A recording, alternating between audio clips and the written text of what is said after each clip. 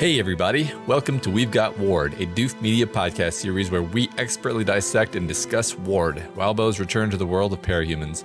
My name is Matt Freeman, and I'm actually here talking to you. And this is my co-host, Scott Daly. Me too. I'm also here. Totally. Totally. Oh no, I died. For real. Totally. This is the weekly podcast where Matt and I eagerly dive into Wildbow's world of copious limb removal, losing control, and alien-based death powers as we analyze and interpret this ongoing web serial. This week we call Master Stranger Protocols as we refuse to believe that the end of the book is getting so close. We're covering chapters 20.5 and 20.6. Victoria engages with a fight with the Mathers giant and a bunch of Cape boys that may or may not be enemies. We'll never find out because she rips their fucking heads off. Fortunately, Victoria outsmarts the Seamerg using the power of being close to Dinah and stabs the Mather giant right in the fucking eye. Twice. Then, reeling from stuff that may or may not have been real, Vicky searches the kitchen for Dinah while trying to keep everyone else alive. It's chaos, and it ends with the sad, out-of-control Sveta. Matt, what'd you think of these two chapters? Well, this is one week where I'm happy we get to cover these two because of the way I feel like the way that it begins and the way that it ends are just like a perfect sort of nugget of story for us to cover. Starts out with Victoria, seeing the Mathers giant, and ends with us maybe sort of going in a positive direction. I mean, obviously I want to read the next chapter and see what's going to happen next, but like that is like the most hesitant about saying something you've ever been. Yeah. I loved it. No, I enjoyed it a lot too. I mean, there's a lot, like we talked last week about how there being some Seamerg trickeration, and this is that to the nth degree. Mm-hmm. I think there's a lot of fun in the fake outs here, and I want to kind of talk as we go through it about like there's times when stories do this fake out thing where it just kind of leaves you dissatisfied because you're just like, oh, well, all that wasn't real then, so everything I just saw there doesn't matter. And I don't think that's what this story does. And I kind of want to talk about, why it works here. And one of the other things I want to talk about is the way in which this story like manages to skirt the line. Like there's a thing when you decide in my story, I want it to feel confusing and chaotic to the point where the reader's point of view matches what is going through the protagonist's head when they can't understand what's going on, when it's just chaos. Mm-hmm. But you need to do that in a way in which it doesn't become incomprehensible to read. You know what I mean? Absolutely. Like it has to feel chaotic, but you have to still at least feel like you're holding on to what's going on around you enough where you just don't lose the plot entirely. And I think these chapters do a very good job of skirting that line. Yeah, right. I think we'll get into this in more detail, but I think one thing that these chapters do is they sort of give you touchstones where you're like, okay, well, I'm pretty sure this is real, and I'm pretty sure like either this or this happened. Right. Instead of being like, it could be anything. Mm-hmm. Yeah. I mean, in a certain sense, it could be anything, but in another sense, you kind of expect it to go in a certain set of directions. So Yeah. Totally. Love it. A lot of fun. All right. Before we get on into the story, some quick announcements. First of all, there's a worldwide pandemic. Yeah. underway. Did you guys know about that? There's a big virus around. In case you're receiving this podcast in some kind of bunker, yes, there's a. it's a huge disaster. Yeah, I mean, I think just here we just wanted to say, hope everyone's keeping healthy. Hope everyone's keeping safe. It's a crazy time.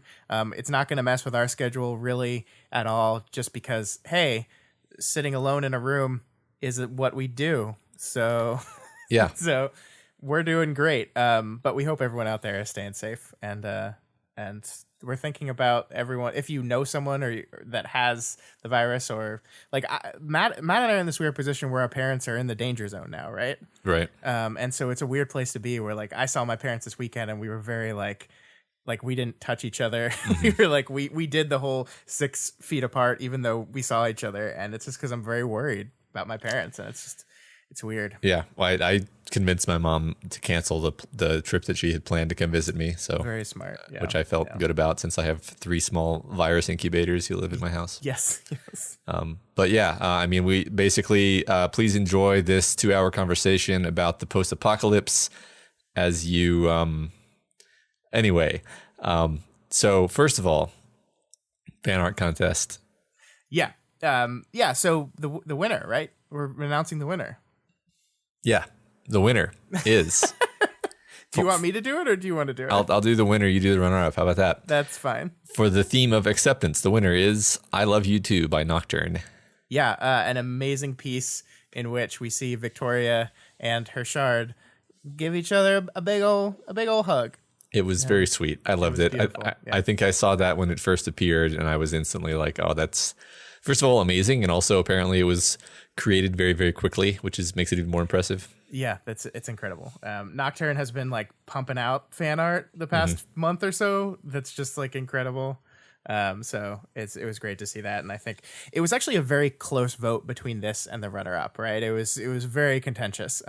All the pieces we get are always great, but I don't think we've ever seen a vote quite this close. Okay. Speaking of the runner-up was a piece called "Forfeiture" by Aquila. This was actually a piece from Pact. And it's a very spoilery piece from Pact. It's like the end of the book. But I just finished that book recently, so I got to look at it and not just look at it, Matt. I understood it, and it was a very, very good piece as well. Just incredible work all around, everyone. Congratulations to Nocturne and Aquila. If you want to check out those 2 pieces and all of the submissions, you can do so in the show notes of this episode. We'll have that link up. I haven't created it yet, but this is a reminder to myself to do that before I publish the episode. But you can check that out. And thank you to everyone who submitted. I love doing these, and this is probably the last one we're going to get to do before the end of this book, which is crazy. Yeah. Wow. Yeah, I can't wait for everyone to check those pieces out because they're really great. Yeah. Final announcement, March's Madness 2020, the Sweet 16 matchups are now live. Yeah, so we're down to only 16 competitors, Matt, already. And as we have the last couple weeks, we'll be going over the results of round 2 and talking about our picks for round 3, the Sweet 16, at the end of the show. So stick around after our discussion question, and we'll talk some March's Madness. It's been really fun. Some surprises, some not surprises. Just great fun all around. I'm really enjoying it. Twists and turns, high drama. Yeah. All right, let's get into it. All right, chapter 20.5. Master Stranger Protocols, Victoria yells at us, the reader. And Scott, I think that's kind of what Wildbow is doing with this chapter, and maybe with this entire arc, and maybe with this entire book. And by that, I mean, we've been put into a number of situations where our characters' senses, thoughts, behavior temporarily stopped being trustworthy. And this moment is almost the crowning moment of that whole thing, as Victoria confronts both the Mathers Giant and the Simurgh. Yeah, I mean, it's so fun to look back at all the villains of this book, right, and be like, again and again and again, they have some sort of mind whammy that Victoria has to overcome, and we've called this out earlier in the book as well, but of course it's perfect for Victoria. It's a perfect thing for Victoria to have to battle her way through, and this is a culmination of all that. This is literally taking the Empress of mind whammies and landing her on a giant that is like genetically engineered by Amy and Chris to be the most effective at doing that particular thing as well. And so, yeah, I mean, like, we're in the culmination. We are in the final arc of the story now. And it feels that way in every bit. Everything is coming together in this way. Yeah. I think one way of putting it might be that the Simurgh it makes it so you can't trust your mind. The Mathers Giant makes it so you can't trust your senses. And that makes for some pretty incredible moments, actually. Yeah, and I like how Wildbow telegraphs this culmination. The thing that you're talking about is telegraphed by the story here, where it says, now she had her hands on an empowered, giant-sized Christine Mathers, manufactured for us by my fucking sister and fucking cryptid. Fucking fuck. So, like, that's great, first of all. The fucking fuck is just, I love Victoria. But on the top of that, we're literally saying, okay, we've got the Simurgh, we've got the Mathers Giant, here's our mind whammy villains. And then also, Amy was involved in creating those, so we're throwing Amy in this. And then we're throwing Chris in this, which so much of the rest of the book is reliant on, or seems to be reliant on what's going to happen with Chris. So it's like those couple sentences really summarize the culmination of this thing. Yeah, I like that. I like that framing. So Victoria like immediately starts making her way to Dinah, which is, in her view, her like one, maybe possibly trump card. And then it kind of turns out that getting to Dinah will become basically the goal of both of today's chapters. Mm-hmm. Yeah, and we were talking a little bit earlier in the intro about how these two chapters manage to hold on to clarity even as they're intentionally being confusing and off-putting and chaosy. And I do think that this choice to basically make the clear goal of both these chapters is get to Dinah. That is the clear, like, as much as things get crazy, as much as we're not sure what to believe, what we're seeing, what we're hearing, like all of that is called into question. All of that is called into doubt. But the one thing we know without a shadow of a doubt is that Victoria's goal in both of these chapters is to get to Dinah and have Dinah help. And that clarity of objective allows you, I think, to do the chaosy stuff with everything else because you know that we're clear on that. Yeah, this is one of the things I had in mind when I was talking about like grounding us. Like Wildbow grounds us in. Okay, at least we know what the goal is. Yeah. It's very smart, and like because there's this big nebulous like genocide thing still hovering over this, right? Yeah, and that we still. I whined like 5 minutes last week about how I still don't understand what this means. And we get no clarity here yet either, but that's for later. Right now, in the confusion of right now, our goal is clear, our objective is clear, and we've got to work towards that as all this crazy shit is happening. Yep. And I think that this is a really fun chapter to talk about because you can talk about it on at least two levels. One level, I think, is talking about the subjective experience of the first read through and how that was achieved through the text. And then the second layer is trying to figure out what really happened. Yeah. And we're going to try to do that. Look, it's not clear, right? And it's intentionally not clear. Part of the fun of this 1-2 punch of chapters is that you don't know what's happening, and then you find out what's happening, but then you still aren't exactly sure what happened. The goal of the writing seems to stick you so close to Victoria's point of view that you're just uncertain and discombobulated, and that matches how she's going. In these chapters, we only know a bit more about the situation than Victoria does. Like the one thing we know that Victoria doesn't is the Chris Seamerg stuff, but that doesn't really come into play very much in these two chapters. So we are really, besides that, right with Victoria, right in line with Victoria about what's going on. So we're as close to her point of view as we've ever been. And so we're just as confused and scared and unsure as she is. Yeah. Normally I read these chapters twice. I read them once, like normal speed for enjoyment. And then I take notes and read through them again and make the notes for this script. This time I read these chapters 3 times. Yeah. The first time through, basically just, to get the like full experience of the entertainment and the confusion and the chaos.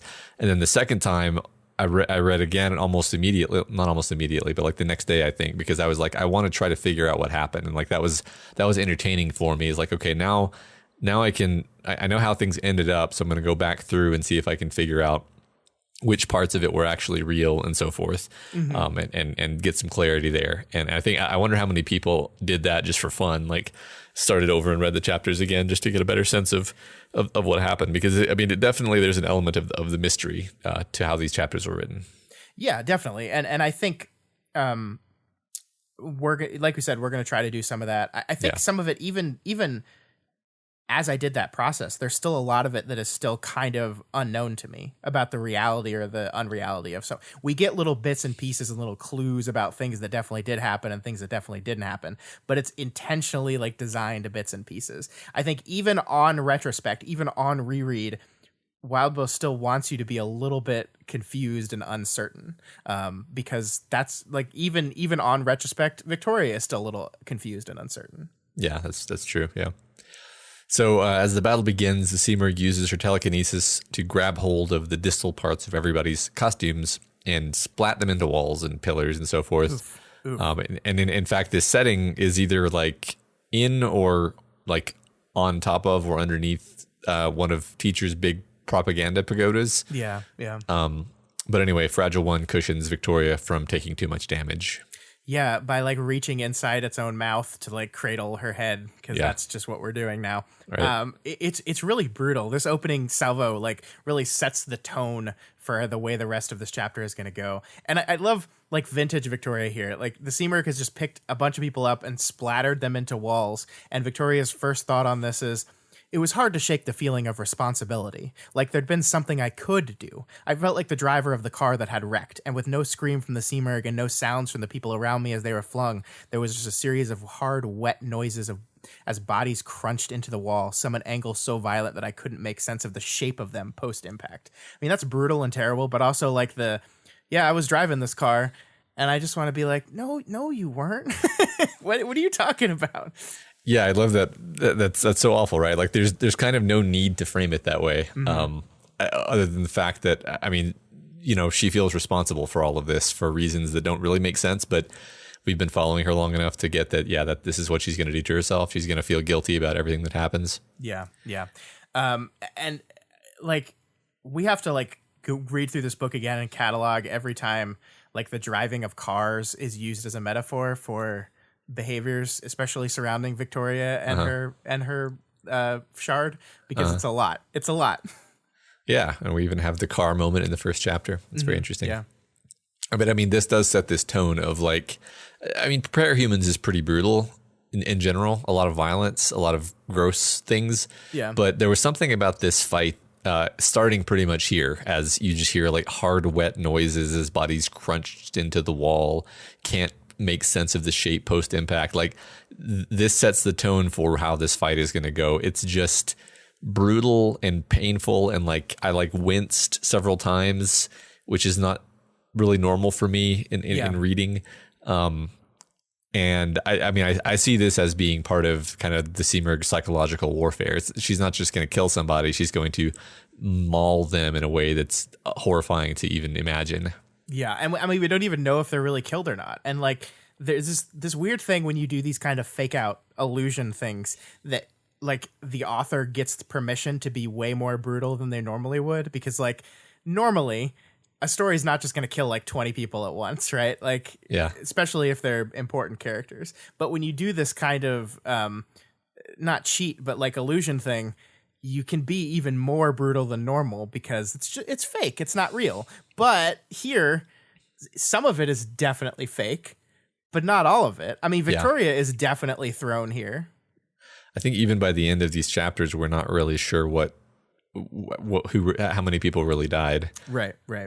Even at a certain point, it's like, oh, the illusions fell away, and then it's like, well, no, they hadn't actually fallen away at that point. So, Anyway, so what appears to be happening, on first pass at least, is that the Seamerg and her 20 red capes, the sort of corrupted capes, are fighting Victoria and a scattering of others. And there's brutal things happening. Dude gets his feet cut off. Victoria rips Spider-Man's legs off. A lot of lower limb maiming in general. Yeah. And I mean, we have a lot to say about Spider-Man, and we will find out more about him in the next chapter.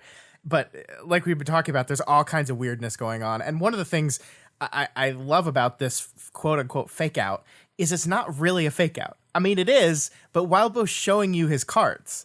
Like Victoria ended last chapter and started this chapter getting a very brief look at the Mathers giant. Like, so we know that this could be largely fake. Like at least the things that she's seeing could be largely fake, right? And so it's not necessarily a surprise when we start learning things end up being real. But like we said, we don't know the difference between, there is no clear demarcation between thing that is real and really happening and thing that isn't. So when we're seeing this brutality, when we're seeing these people crunched against the walls and the people dying, we're still not sure.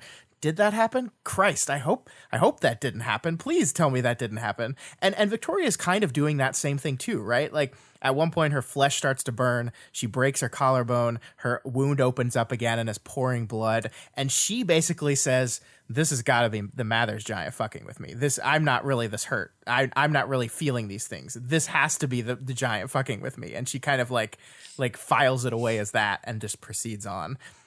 But to your point, there are so many moments where you're like, is it fake though? Yeah. like when she starts ripping limbs off the spider cape, the guy cries out in a childlike voice, and you're like, wait, Yeah. what did you just see there? And we don't know really. I mean, Yeah. we find out next chapter that Spider Guy was a hero, and she looks at him and says, he seems to be doing okay. He doesn't look like he's lost all control of himself. Uh-oh. Yeah.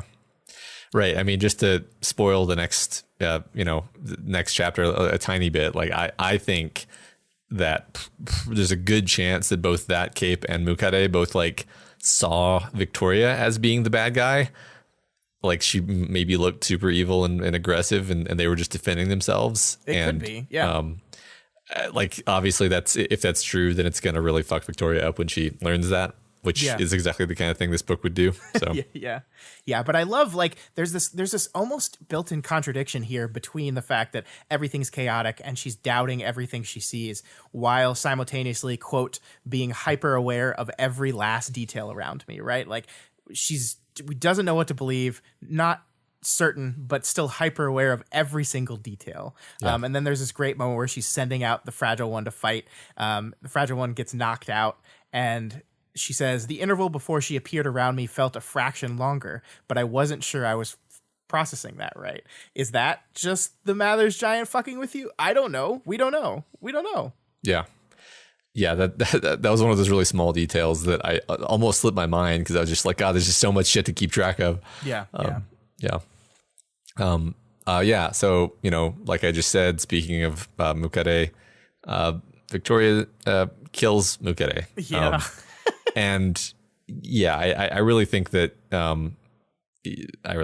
he was probably defending himself. I mean, for all we know, everybody here is on the good guy team, and like them fighting each other is all just set up, or maybe like Mukade wasn't here at all, and this is just the Mathers giant makes him appear here because Simurgh knows that it'll mess with Victoria. Like we can't be sure which of these things is true, or maybe it was just what it appeared to be, and Mukade actually kind of went around the bend and was attacking her. Right. Could be any of these three things or some other crazy thing. Yeah, you're right. Because Mukade is like the perfect Simurgh fuck you tool, right? Like, to whether Mukade is here or not, it's the perfect thing to throw at Victoria. And I think we can make guesses that Mukade was still here, because we do see later that Victoria is burned. Yeah. So the acid. Yeah. So we can make the assumptions that Mukade was there and acid was landing on her, and that's what's happening here. But it is so awful, and we got the Simurgh, like, people crying and chanting, "You'll melt." And I don't want to blame her for killing him here, but who the fuck knows, right? We don't know. I love when she makes the choice and like arranges things to land, to like basically punch holes in him. The line is, "Sorry, Mukade, I think." Yeah. Yeah, it's awful. Yeah. Yeah. I think we're doing that thing that we do sometimes where we forget to mention things that we could easily mention. So Mukade is the cape who gave Victoria her like arm and leg, I think, wounds when she was fighting Cradle and his Cradle mercenaries. Yeah. And they make like centipedes with acid spines and stuff. Yeah, so they bust out of him and make acid spines. I love the way in which Wildbow describes Mukade's death here, though. It's just like, it makes me sad, because I don't know whether I want to believe you and say that no, he was a good guy just trying to help out and she just fucking killed him. But like Mukade, already with several holes in his side and back for the centipedes to come out of, got a few more holes in his body. He sat down heavily, head turning slightly, then flopped back, more like a child's doll than a person. Gone. And that is like that's powerful. Yeah. And I can't help but like notice the, like, we have child imagery here with the, like, she relates him to a child's doll. We have the spider guy who she's ripping limbs off of, crying out in a childlike voice. And we don't know if that's the Mather's giant fucking with her, right? Like we learn later that just seeing someone is enough to give you access to all 5 of your senses. So she can do whatever she wants at this point. So Mukade could have opened his mouth and said something and we didn't hear it. Spider guy could have opened his mouth and she heard a childlike cry to reinforce, to fuck with her and mess with her mind even more. We don't know. But I do think like seeing this double beat of childlike imagery in these 2 people she's like ruthlessly killing is just rough. It's just real rough. Yeah, I mean, I think just again, the type of thing that would sort of break Victoria is her finding out that she killed like heroes, because she puts heroes in this special category in her mind. I think, and she usually tries her hardest not to kill. She has killed before in the story, but it always weighs on her heavily. And I think that for all her telling herself like, you can't be so hard on yourself when the Simurgh is in play, I don't think that's gonna matter to her if this is what actually happened. Yeah. So one of the things I really like about this battle, though, is, and one of the things that also calls into question everything, is that the Simurgh is apparently making it so every single time someone is about to attack Victoria, it comes out with what Victoria describes as a whisper. The melt line that we already talked about, like later we see "you'll die," melt Antares, die, and then it just shifts to it slowly shifts to people just calling out Antares' name, which then switches to calling out for help, saying "Antares, please." And like we don't know what to think about this, right? Because she chalks them up originally as just the same kind of whispers that Victoria has been getting since the start of this arc. This is the start of this arc. She's been hearing whispers on the wind, and those have accelerated the longer she's hung out with the Simurgh, and now she's hearing things she's describing as whispers here. We find out a little bit later that at least some of these were Roman yelling to her, asking for help. And like you were talking about with the spider guy, maybe with Mukade, these could literally be the people saying, Victoria, Antares, stop attacking, stop. Like, and and it's being mutated or changed, or she's hearing something else. And it's really frightening. I don't know. Yeah, right. I mean, she did walk into the room and say Master Stranger protocols and then proceed to be super violent. So yeah, I like that idea. That it hadn't occurred to me that they're basically all like everyone here is heroes, and they're just trying to get her to stop. It's possible. Yeah. I mean, what she does is like she walks into the room, she says Master Stranger protocols. The Simurgh picks people up and throws them, and then she gets a glimpse and sees heroes standing around the Mather's giant, not moving, and basically says, okay, those got to be red, right? Those have to be red people because they're standing around the Simurgh and the giant. Therefore, they're on her side. Red, bad enemies. But all her senses can't be trusted right now. Yeah, right. I think we do know. We know that that's where they were keeping the people who they disabled. Right. So there should be red people in the vicinity. Definitely. But that doesn't mean that those are the people who she's fighting, is how I would put that. Yeah. Certainly. Yeah, because we see blood play next chapter. So yeah, definitely. Yeah, there are a bunch of people that have been compromised that are now loose. That is absolutely true. And look, Mukade could be one of those, and it would make me very happy if that was the case, because I would feel less horrified for Victoria. But we just don't know. Yeah. So at some point in here, Vicky breaks her collarbone. I'm actually not entirely sure how this happens. I think she's like is trying to dodge stuff and is like thrown into the ground really hard. Okay. Yeah, that follows. She gets hit into the ground she gets hit several times and injured a few times. But yeah, the collarbone break is apparently like bleeding, and there's a cut there, and there's burns, and she's just getting real messed up. Yeah, and I've never broken my collarbone before, but I have talked with people that have broken their collarbone before. And let me tell you something, Matt. It hurts. It hurts a whole lot. It's like debilitating pain. You can't move your arm anymore. Like, and your neck doesn't want to move very much either. It's real bad. It's real bad. And Victoria's solution to this, of course, is it's probably not real. This is probably fake. But even if it is real, what else am I going to do? I'll just keep going anyway. And I'm like, fair, but also, ow. Yeah. I developed a little theory after this and last week. So I pointed out last week that Victoria's getting more and more physically messed up. And it's gotten even worse now. But I remember last week she was already kind of bloody and her costume's all ripped up. And then Gilpatrick sees her and tells her she looks good. And I was like, I processed that for a while. And then it popped into my head like, yeah, but Gilpatrick's power is seeing the physical manifestations of the lies that you're telling yourself. So if Gilpatrick thinks she looks good, then that's the lie she's telling herself. Yeah. I refresh my memory. When she saw Gilpatrick, had she been sliced open yet? I don't think so. I don't think she had the cut on her forehead that was like bleeding all over her face. I think she did have the neck injury. I don't think so. I think that was. I'm trying to remember. Well, she didn't have the neck. She didn't have the blood play in her. Yeah, she didn't have the blood play. She had. I don't remember why exactly. Maybe I'm wrong, but I like this idea anyway. Yeah, I do. I mean, I think it is fun. I think it's fun to the idea that like Gilpatrick sees the lies people are telling themselves manifest, and sometimes that manifests as terrible things that he hates to look at. But in Victoria's case, the lie is that she's fine, so he manifests the look at her as just totally fine. Right. But I mean, we do have to remember that at that point in the fight, Victoria was like an 8. And had convinced herself she was doing pretty good, and Victoria is like very good at like displaying her, being aware and displaying a version of herself that she really likes, that looks confident and looks poised and looks in control. So I'm not saying I'm wanting to shoot down your theory. I think it's fun. I really like it, and it would like plug in a reason for why Gilpatrick's power was introduced there. But I'm not sure.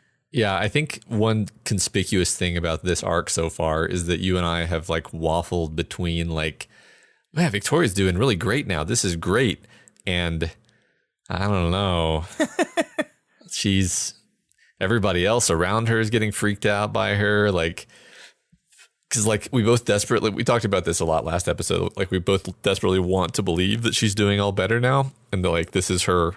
We said victory lap a bunch of times, but we're both very, very skeptical, and I think that's continuing to kind of manifest here. It is, and I don't want to make it seem like I'm just covering for myself in that, like I don't think our lack of confidence in what's going on means we're doing a bad job at our job of analyzing this book.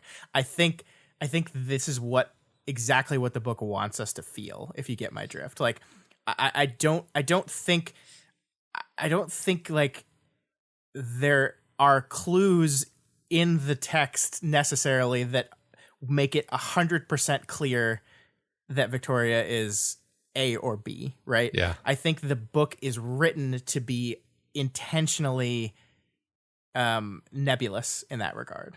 I feel the same. I mean, if I didn't feel the same, then I would be arguing like, no, she's actually great, or vice versa. Yeah. So yeah. I'm not just giving myself an excuse, but also I'm giving myself an excuse. So yes. It's not my fault. It's the book's fault. Ambiguity. There we go. Yeah. So finally, Chevalier arrives, or appears to. We can't be sure of anything.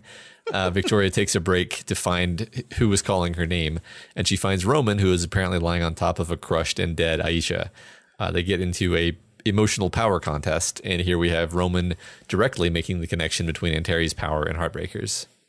Okay, let's take these things one at a time, because there's a whole lot in what you just said there. Number one, Chevalier's back, and in spite of myself, I did get a little moment of, oh, we're fine now.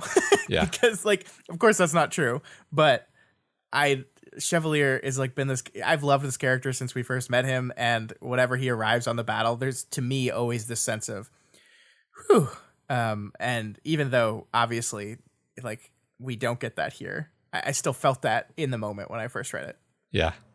All right. The most important thing though, Imp is dead, Matt. I know. Imp is dead. See, that was one moment where I was like, Okay, that's not real. Yeah. I went into full denial mode right away. Like I was like, Mather's giant is here. That's not real. That's not real. That's just fucking with it. Yeah, totally. 100%.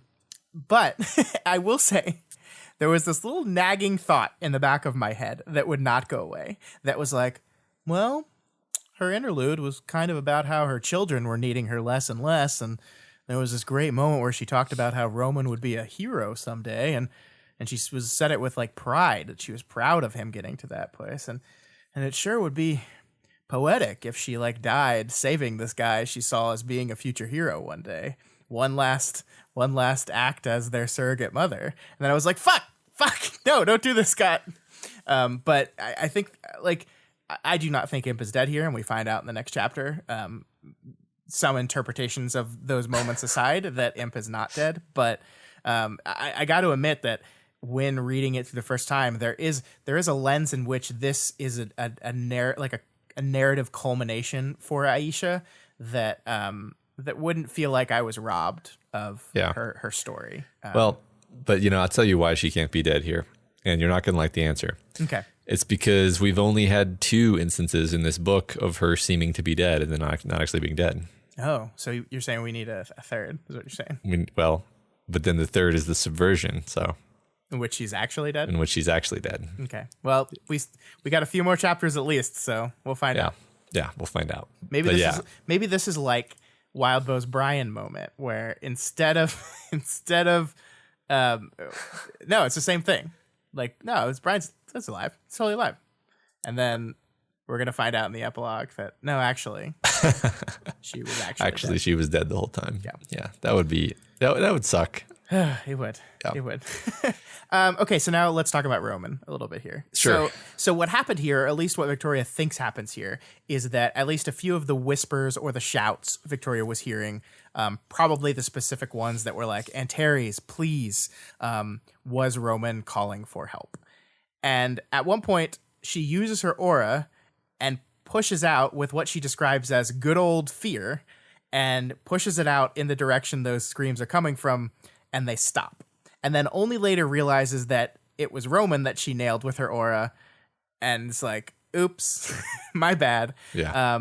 And then, like, in this moment, like, I don't know, maybe it's just because I love Imp so much that I read something into it I didn't. Her diagnosis of Imp as dead and her reaction to it comes off, and I don't think Victoria means it this way, but it comes off as very heartless, right? Mm-hmm.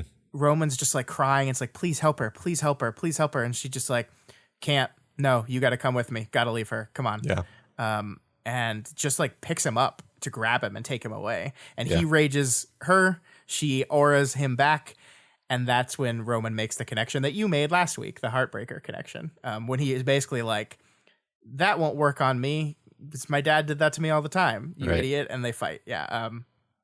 It's tough. It's really, really painful. Just every part of it's painful. Like I'm not trying to say like Victoria is heartless towards the death of Imp. I think part of Victoria maybe doesn't believe what she's seeing, and part of Victoria knows that there was nothing she can do anyway. And so like she's just trying to be pragmatic in the situation, which is got to get to Dinah, got to get to Dinah, got to get to Dinah. Everything rests on that. And so it comes off as heartless and uncaring. I don't think that's what it is, but that's certainly how Roman took it, and I don't think that's wrong. No, I think it's more like she's closer to panic and terror and messed up at having maybe just killed someone. Next chapter she's even worse off, but I think here she's well on her way to that point. Yeah. I find it easy to kind of overlook any of like she sees Sveta in like 30 seconds, and Sveta is like, hold on, you look like shit. I need to talk to you for a second. Yeah. Can we need to have a chat to the side here, Victoria. I really like this sentence though, or this paragraph rather. I'd fought this hard to get to this hallway. I couldn't shake the feeling that the fact it had been Roman calling my voice was the Seamerk's plan. A delay. The one person who I cared about enough to take the time to rescue, but not as important as one of my teammates might have been. Which is just like, I get what she's trying to say here, right? Mm-hmm. It's like, this is a guy who's important, but not like super important. Important enough on her list, but not like super important. And And I get what she's trying to say there, but it's just like, I think we're kind of seeing how she's just switched to all out pragmatism, that like, I am not going to let myself feel or react to any of the things that are happening. I am only going to view it through the lens of what is the Seamer doing to me with this. And it just comes off as like, ooh, ouch. Right. Well, yeah, I mean, it comes off as callous, but simultaneously it's completely understandable if you're in the situation where you understand that you're being managed. You're going to second guess every single choice you make and be like, well, hold on. Yeah. What are the implications of this? And like, is it possible that this was set up for me?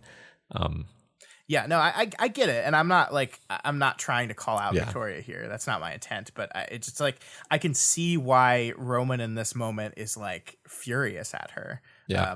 And so one of the things that I want to, he specifically says here that her aura is not going to be successful on him because he's like not immune, but he's so used to emotional manipulation from his father. But when she did like push out with her aura earlier when he was screaming, it did stop him. So was it a stop, not a stop of like she cowed him into fear, but just like she reacted to him and so he stopped calling out to her because he was annoyed or something. I don't know. Yeah, I'm not sure if the heartbroken are all like immune to emotion powers. I think maybe they just had more experience in dealing with it. So it's entirely possible to my mind that he actually was hit by her fear aura and reacted by, deciding to shut up because, oh no, I'm scared now. I don't want people to find me. I mean, isn't it generally true that emotion powered people like are more resistant to emotion powers? That's true. Yeah, that's true. Yeah. And I'm not saying resistant, just more resistant. Yeah, it's possible that he just saw it as like she saw me or whatever. Yeah. That was her saying, okay, I'm on my way. Yeah. An aura of fear. This just kind of popped into my mind and I wanted to put it out there. Sure.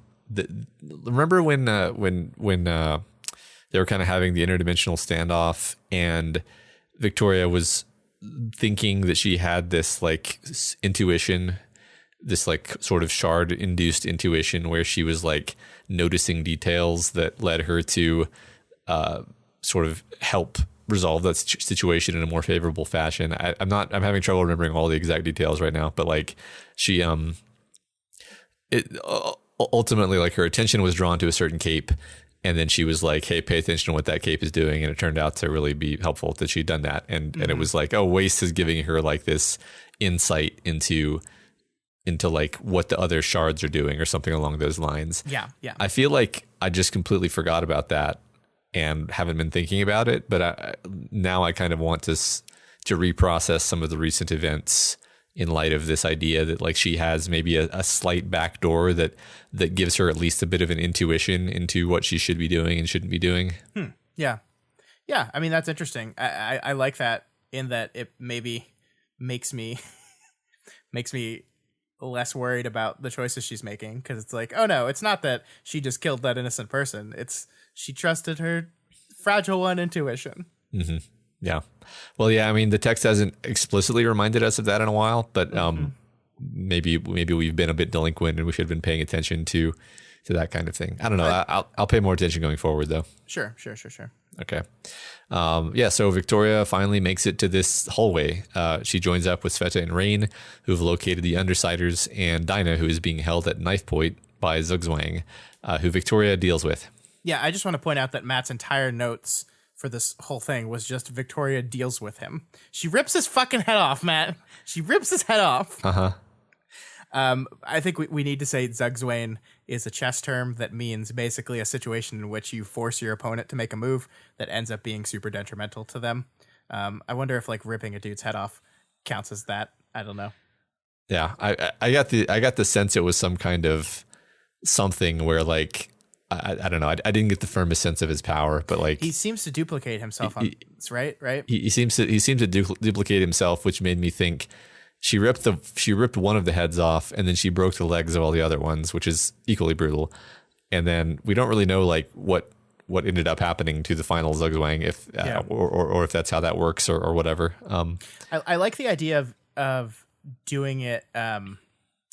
Like the power is that you make a move on the person you think it is, and then it duplicates out into 3, and so it's like it's made this move because you thought you had the upper hand on them, and then it turns out that it was actually just like a honey trap, and there's 3 more of them like we don't get a lot of information about the power, but that's kind of where I saw it going with that. But it doesn't work because she just fucking wrecks him. I do like in the next chapter, there's this brief moment where Victoria is like, was that guy even really bad? Or was that just, I don't know what happened there. And I think her logic there was Dinah didn't seem to mind. And so that she just like, we're seeing a lot of Victoria just like trying her best to file things away and make snapshot decisions based off stuff. Because she kind of has to, right? It's like she's this jumble of feelings and uncertainties and confusion. And it's just like, okay, I'm not sure. Dinah was fine with that, so that one was probably okay. Let's move on. It's just rough. It's just rough. Yeah, right. Pretty much anything that's, I mean, even this whole conversation in the hallway where she finds Rain and Sveta and Tattletale and Gru, I was reading and I was like, is that how Gru would really say that? Is that, I don't know if Sveta would, but why would Rain be? And yeah. And we get little bits and pieces of this to make you think that parts of it are real, right? But how much? I don't know. Yeah.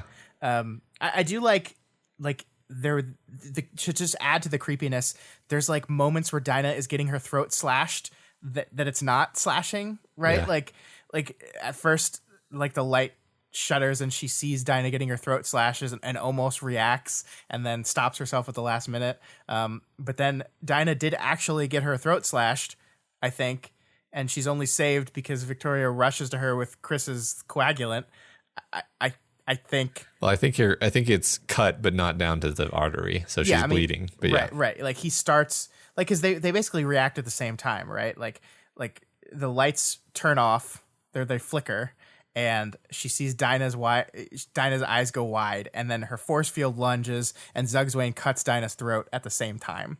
And the Fragile One grabs him by the throat and takes his head off at the same moment that Zugzwayne was cutting Dinah's throat. So it does not get to her artery, but she's still going to be bleeding a lot. But the coagulant saves that. Yeah, true. Or does it? I don't know. Yeah, right. I mean, does she have coagulant still? Didn't she use that on herself? I don't know. I mean, that's the thing is like we could very well do this episode and then like we read the new chapter and it's like Victoria walked into the room with the Mather's Giant and Victoria, Master Stranger Protocol, she shouted. So the whole thing over again? The whole thing over again. Yeah. Nice. Yeah, right. Who knows? I mean, that's the level. That's the level of headfuckery that we're at with these characters. Sure. Yeah. It's fun though. Like I like it. Like right. Like I do. No, I'm not like and I'm so disoriented. I'm like no, this is awesome because like you're reading in this like paranoid fashion, which is the way the character is, which I think is exactly the way to do this kind of thing. Yeah. You're trying to make the reader feel the way that the character feels, and I think it's very effective here. It is. Yeah. So, like we talked about earlier, Sveta stops her to have this hard conversation, points out how on edge she is. And Victoria, admits she's like, yeah, I mean, I feel like this is like the one chance that we have, the one thin chance that we have to turn things around. And yeah. Yeah, I mean, I love this whole conversation and I feel for Victoria, like the desperation in her voice. It's so powerful. But like Sveta, my girl, is like trying to be a champ here. And like, I just love like, we're in the midst of this crazy ass battle, right? Like we don't know what to believe. And Sveta's words here are, hey, Victoria, can I get 30 seconds of your time, please? Yeah. It's like, we're friends. I've backed you up. Please, just 30 seconds of your time, please. Yeah. And then of course she goes like right for the jugular. Like, I don't want to keep silent when I should speak up. Not again. And she compares this situation to the situation with the irregulars multiple times, which I think makes sense because we talked a couple weeks ago how we think probably that is on Sveta's mind a lot as she walks through the halls of this place fighting people as part of an invasion force. So it kind of makes sense that this is part of what the Seamerk is doing to her. I think is channeling her back to this feeling that she had when she was there. So the fact that she's referencing it multiple times makes sense. But first off, you're bleeding again, and Victoria just like sarcastically grabs some coagulant mud and slaps it on her shoulder and is like, better? Yeah. No, Victoria. Yeah. I mean, like, imagine what she looks like right now, right? Like, just imagine it. She's got a cut on her head. She's got a broken collarbone. She's bleeding out of that neck wound that was bleeding profusely before. Maybe it's slowed down a little bit because the blood's coagulated a little bit. One of her legs is entirely wrapped in like tape, or maybe not tape, but it's wrapped up because her leg turned into a giant mutant leg and then shrunk down, and it ripped her one whole leg of her costume up. So she wrapped it up to protect it from the cold.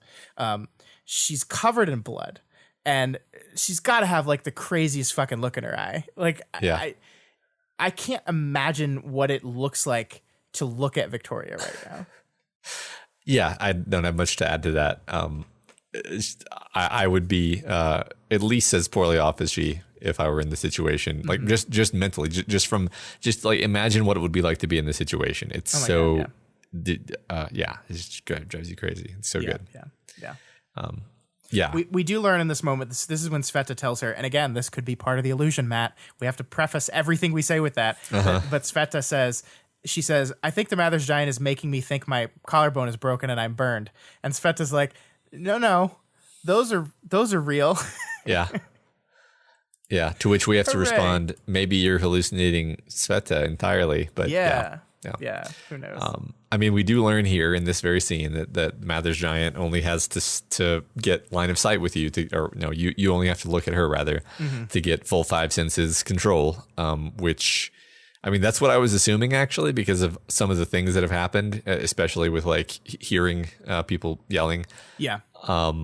And I think you know me well enough to predict that I would say that for all we know that this whole conversation is a hallucination. So. Can I say, for the first time with certainty, or with the semblance of certainty, I don't think this whole conversation is a hallucination. I think everywhere Victoria goes, and for the most part, everyone Victoria sees, she's seeing. I do think there are moments within this whole thing that are different, look different, sound different, maybe smell a little bit different. I do think that's true, but I think generally, like, as she orients herself in this space, she is seeing people that are in those areas for real, generally. And here's the thing. I think you're right, and that's bad. And here's why. Okay. The fact that the Mather's Giant and the Seamerg are making her see things that are almost right, but not quite right, absolutely means that it is tricking her into attacking people she shouldn't be attacking. Sure. Yeah. Otherwise, if it just wanted to get her out of the picture, if it just wanted to disable her, then it would do what it did to Rain. Sure. It would just zonk her out. But it wants her functional. It wants her flying around, smashing people and killing them, which is what she's been doing. Yeah. Like there's no reality where it lets her fly around, successfully defeating its pawns and then get away. Like it could have stopped her at any moment. Therefore, it wants her to be doing all this stuff. Therefore, it is bad. It's bad. God damn it, Matt. You're right. You're totally right. I hate it. I know. Well, you were the one who said it, Scott. You're right. Ha. Wow. Yeah, anyway. Yeah, you really turned that around on me. The thing that I like about the reveal that, hey, superpowered Mather's Giant only needs you to look at her to fuck all five of your senses is, like, even though we weren't told that, Victoria basically already came to that conclusion already, right? Like, so. She was trying to convince herself that the wounds were not really inflicted, but were just an illusion. But in order for that to work, the Mather's Giant would have needed to get all five of her senses, right? Like she's saying, ow, my collarbone hurts. But wait, how does that work if that's the Mather's Giant? Like, I would have had to touch her, right? And so she already kind of came to that conclusion on her own, just through the process of convincing herself that these wounds must be not actually inflicted, but a part of the illusion. Yeah. Which is fun, right? I mean, it's like, like she backed into it through her trying to push herself forward. Yeah, I like that. I like the logic, kind of the background logic games and the complexity that goes into all this, right? It's one of the more fun things for me about the story. Yeah. It's how well thought out everything is. So They ultimately use Chekhov's flash gun to reset Rain's brain, and then Vicky holds on to said flash gun. Yeah, yeah. Which is, I think, a way Wildbow kind of telegraphs that this part of the conversation happened, right? Like early in the next chapter, we see she's still holding on to that gun. And so we can at least say, okay, she was there, Lookout was there, she got the gun from Lookout, she used it and then kept it. So we can at least say that part probably happened the way we saw it. Right. And just in case it's slipping under the radar, I'm calling it Chekhov's flash gun because I think there's got to be some reason why she's holding on to it. Like she's going to use it again at some point. No, it's just for funsies. Oh, okay. I do, like, we didn't talk about what the Mather's Giant did to Rain. We just mentioned it briefly. Right. But it really fucked him up. Yeah. All senses completely blocked out. He can't see or hear or feel anything. But which is weird, right? Because like this isn't Christine Mathers, right? So why would it go after him with extreme prejudice and let other people like I think maybe like okay, this just occurred to me, but maybe it's because he's like the one person who would instantly get what was going on. And be like, I've been dealing with her shit forever. I'm not going to play into her hand, and so it's like, well, I can't use him as a tool, so I'm just going to move him off the playing board. I think you're absolutely right. This is like I think the original reaction is like, wow, this Mathers clone seems to be really vindictive towards Rain. That doesn't make any sense. And then you step back from it and go, wait a minute, it has less to do with the giant and more to do with Rain and what would be most effective to hurt Rain or prevent him from helping or moving him into the position the Seamer wants him in. Yeah. And so, I think you're 100% right there that he has experienced this more than anyone here just about.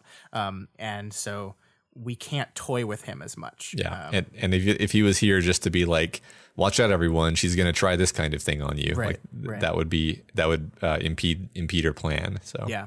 So we just knock him out. It's cruel and terrible. Poor guy. Yeah, I know. It's okay. He got blinded with a giant flash gun. He'll be fine. He'll be fine in 5 minutes. Yet again, poor Rain. I know. Yeah. Oh my God. So they use Gru's darkness, which is a great kind of like, yes, that is the power you would want here. Against Mather's line of sight based power. And so they're kind of like moving around under cover of the darkness. Victoria is struck out of the air and injured and finds herself looking down through this hole in the ground at Amy, who is far below her in just exactly the right spot. And she drops a piece of rubble on Amy and then flies away. And then we jump back to the moment when she was hit and we see her make a different choice, leaving Amy behind. And in both cases, this big chunk of text is exactly the same, except for this one sentence giving her choice. Yeah. Oh my God, Matt, this is so good. Let's read what the text says here. Okay. I think this is important. 7 floors down, below the hole, my sister was standing back while people tended to wounded. It looked like someone had been plunged through the floor by telekinesis or some massive attack. She did nothing. There was a piece of rubble to my left. I felt strong. I felt okay.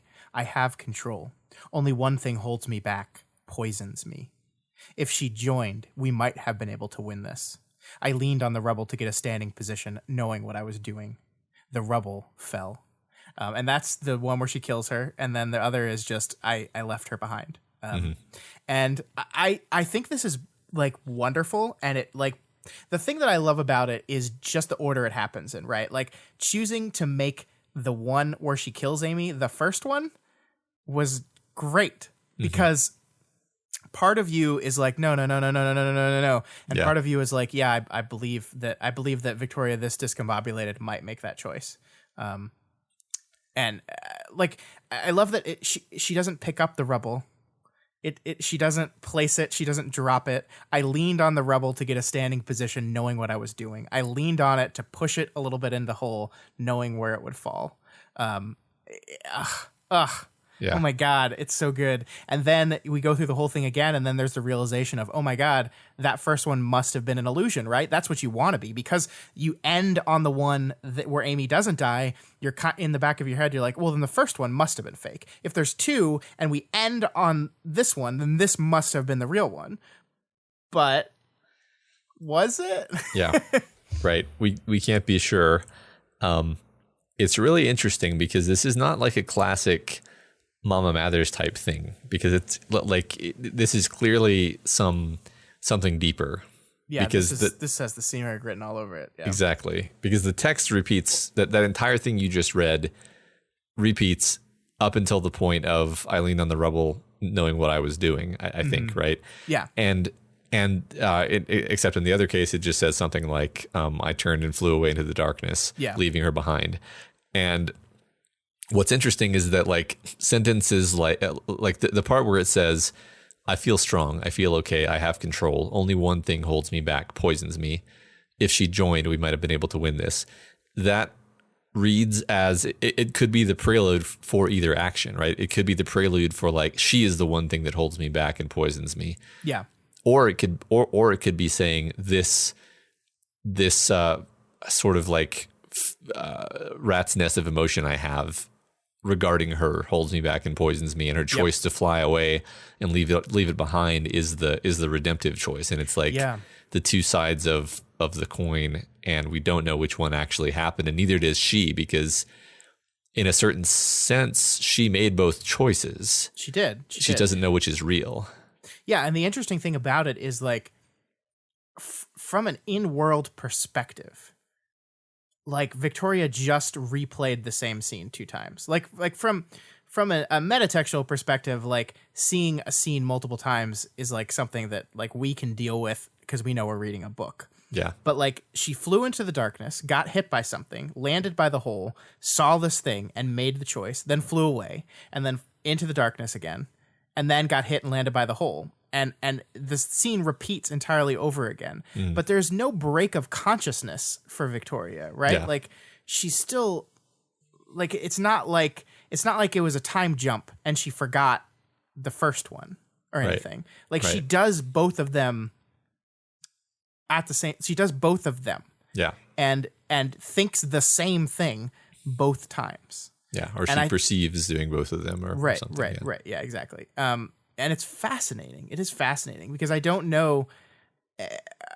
I want to believe that Victoria wouldn't do this, of course, because I don't think killing Amy is going to make anything better for her. In fact, I think if she did choose to drop rubble on her, that will be a thing that will end up destroying herself, because that's just who Victoria is. She would not actually do well with that choice. But I don't know. And I think that's what's fascinating is she did make the choice. Mm-hmm. Like, regardless of whether it really happened, she did make the choice. That is the headspace she's in right now. Right. She just, I mean, even if Amy turns out to be alive, if you shoot someone and turns out that the gun was empty, that doesn't exonerate you, does it? Right? You know, that's the situation. I mean, here. It does, but in your legally, yes, but in your own internal processing of the event, yeah, I think you're absolutely right. That I am the one that made that choice. Like Mama Mathers and the Seamer presented this situation to me that I believed was real, and I made that choice. And it's just like knowing what I was doing, right? Like she can't even lie to herself. I leaned on the rubble to get a standing position, knowing what I was doing.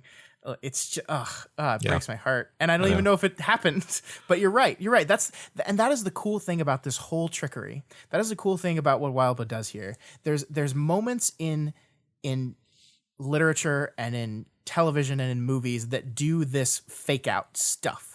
And the thing that I end up hating about it is the fake out doesn't end up mattering, because it's just like, just kidding, that episode didn't happen, or just kidding, everything goes back to normal. There's a Buffy episode that does this, and actually, I love that episode. It's great, but for all of our main characters, they don't remember the experience in the alternate world or whatever.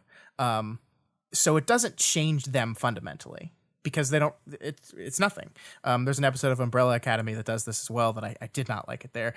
But here, regardless of whether it happened or not, it's in her brain. And that means it matters. It matters. It doesn't matter that it didn't happen, because it matters to the characters. Yeah, exactly. I think that's the thing, is we'll find out one way or another whether Amy's actually dead or alive, but Victoria will still have to live with having made the choice that she made. Yeah. And also having not made the choice. Exactly. Which is the wonderful part of it. Yeah. Yeah. Yeah. I think we should say that there is a moment here where she's like trying her best to not look towards the Mathers giant, and she sees Chastity and Cassidy slumped against the wall, holding hands, eyes open. And this is just like the funny thing is, at this point, I had basically convinced myself that none of this was real because I didn't want it to be really badly, but it kind of breaks you down eventually. Like even if you're like chanting to yourself, not real, not real, not real, just like seeing these two women dead holding hands, like it broke me, even with my coping mechanism of don't worry, it's not real, they're not really dead. And I think that's like part of what the Seamerg is doing here, because like Victoria starts this fight yelling Master Stranger. She knows that some of the stuff isn't real, but eventually you're pummeled by so many fake images that it just doesn't work to say, don't worry, it's not real anymore. Right. And I mean, as much as you want to be like, oh yeah, of course M's not dead, that wouldn't happen. A big part of you is like, yeah, but she might be. And that's and like you said, you're accumulating a list of those, yeah, but that might be real, like thoughts, and then eventually you get overwhelmed by them, I think. Yep. And again, this is the text accomplishing in the reader exactly what it is accomplishing in the character, and I think that there's a reason Wildbow continues to write in first person perspective for their protagonists, right? And it is so we can get in these close to the protagonist headspaces. Like, I do not think this would have been as powerful and effective if it was in third person. I just don't. It's great. Yeah, I like that. I think you're right. So Victoria finally reaches Mathers and gives the injection. The syringe auto-injects explosively when it's stabbed in, and now the illusion drops, and we see that many of the victims lying around are now absent. They were never really there. The Seamerg isn't even really here. She was she's already gone. Yeah, Tattletale is like we're too late. She's already moved on. Game over. Yep. And then Dinah's like, no. And then Vicky like looks at the syringe and is like, wait a second. And then she stabs the syringe into the Mathers giant and manually presses the plunger down, even though it already appears to be empty. Yeah. And then it actually works. Oh my God. So good. Yeah. It's so good. Like, not only does Dinah say no, but she's like holding her head, right? So which is like she's using her power thing, right? Yeah. It's like someone asked her a question, but they didn't technically. But I guess they technically did enough to where she gets to answer it, right? Well, she can ask her own questions. It's just true. She's sort of trained herself not to, I think. Yeah, that's true. She's probably just like, I see imminent death for everyone here, and yeah. Yeah. I mean, look at like the way this is written, though. The thin Mathers giant turned to look at me, eyes wide and vacant. I went blind, deaf. My skin sloughed off, multiplied, liquefied again. I was an ocean. As an ocean, I flew. This time I hit the plunger. Like, she fully gets the experience of turning into goo. And still flies forward. Yeah. So like, good. It's such a short little piece of text with really sticks with you. I was an ocean. Yeah. And as an ocean, I flew. Oh my God, that was powerful. I mean, it's like, it's horrifying. Like, imagine what that feels like, especially for a person like Victoria. Imagine what that feels like. And like we said, like you can maybe even know it's fake. At this point, she does. Yeah. But it still feels real. Ugh. Yeah. Ugh. Love it. I know. It's great. And then we end this chapter with, I think, just this great hook of still on schedule. Last chance. Go. It's so good. It's so good. Yeah, I was amped.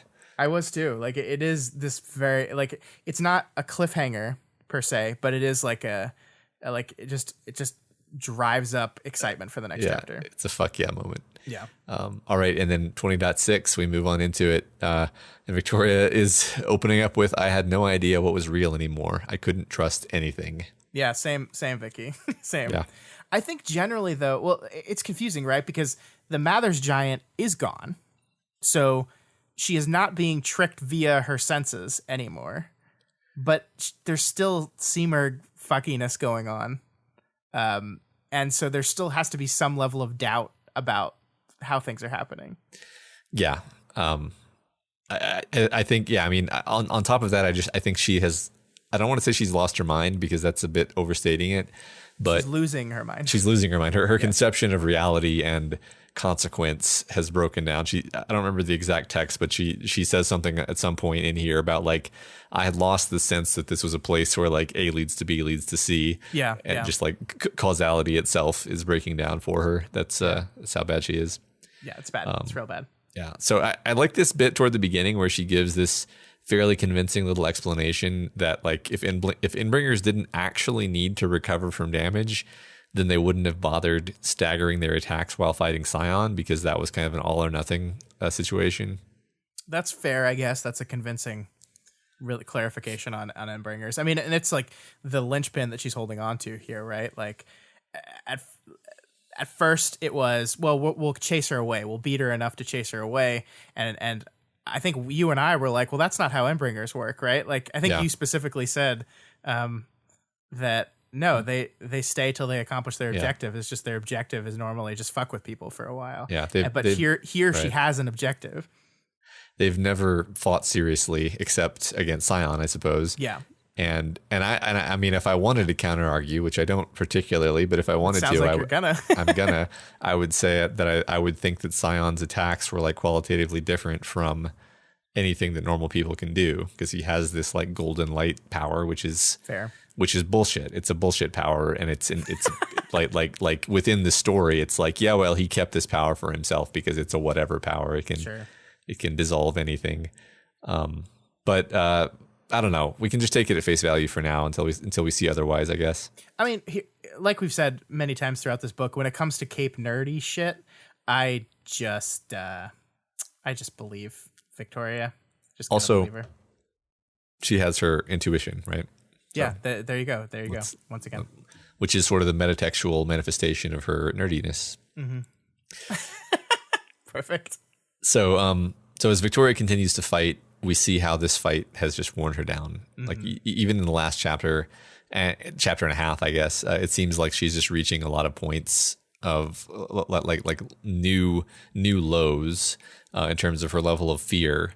Like she got a bleeding cut on her forehead, broken collarbone, burn, 2 cuts on her neck, costumes, blah blah blah.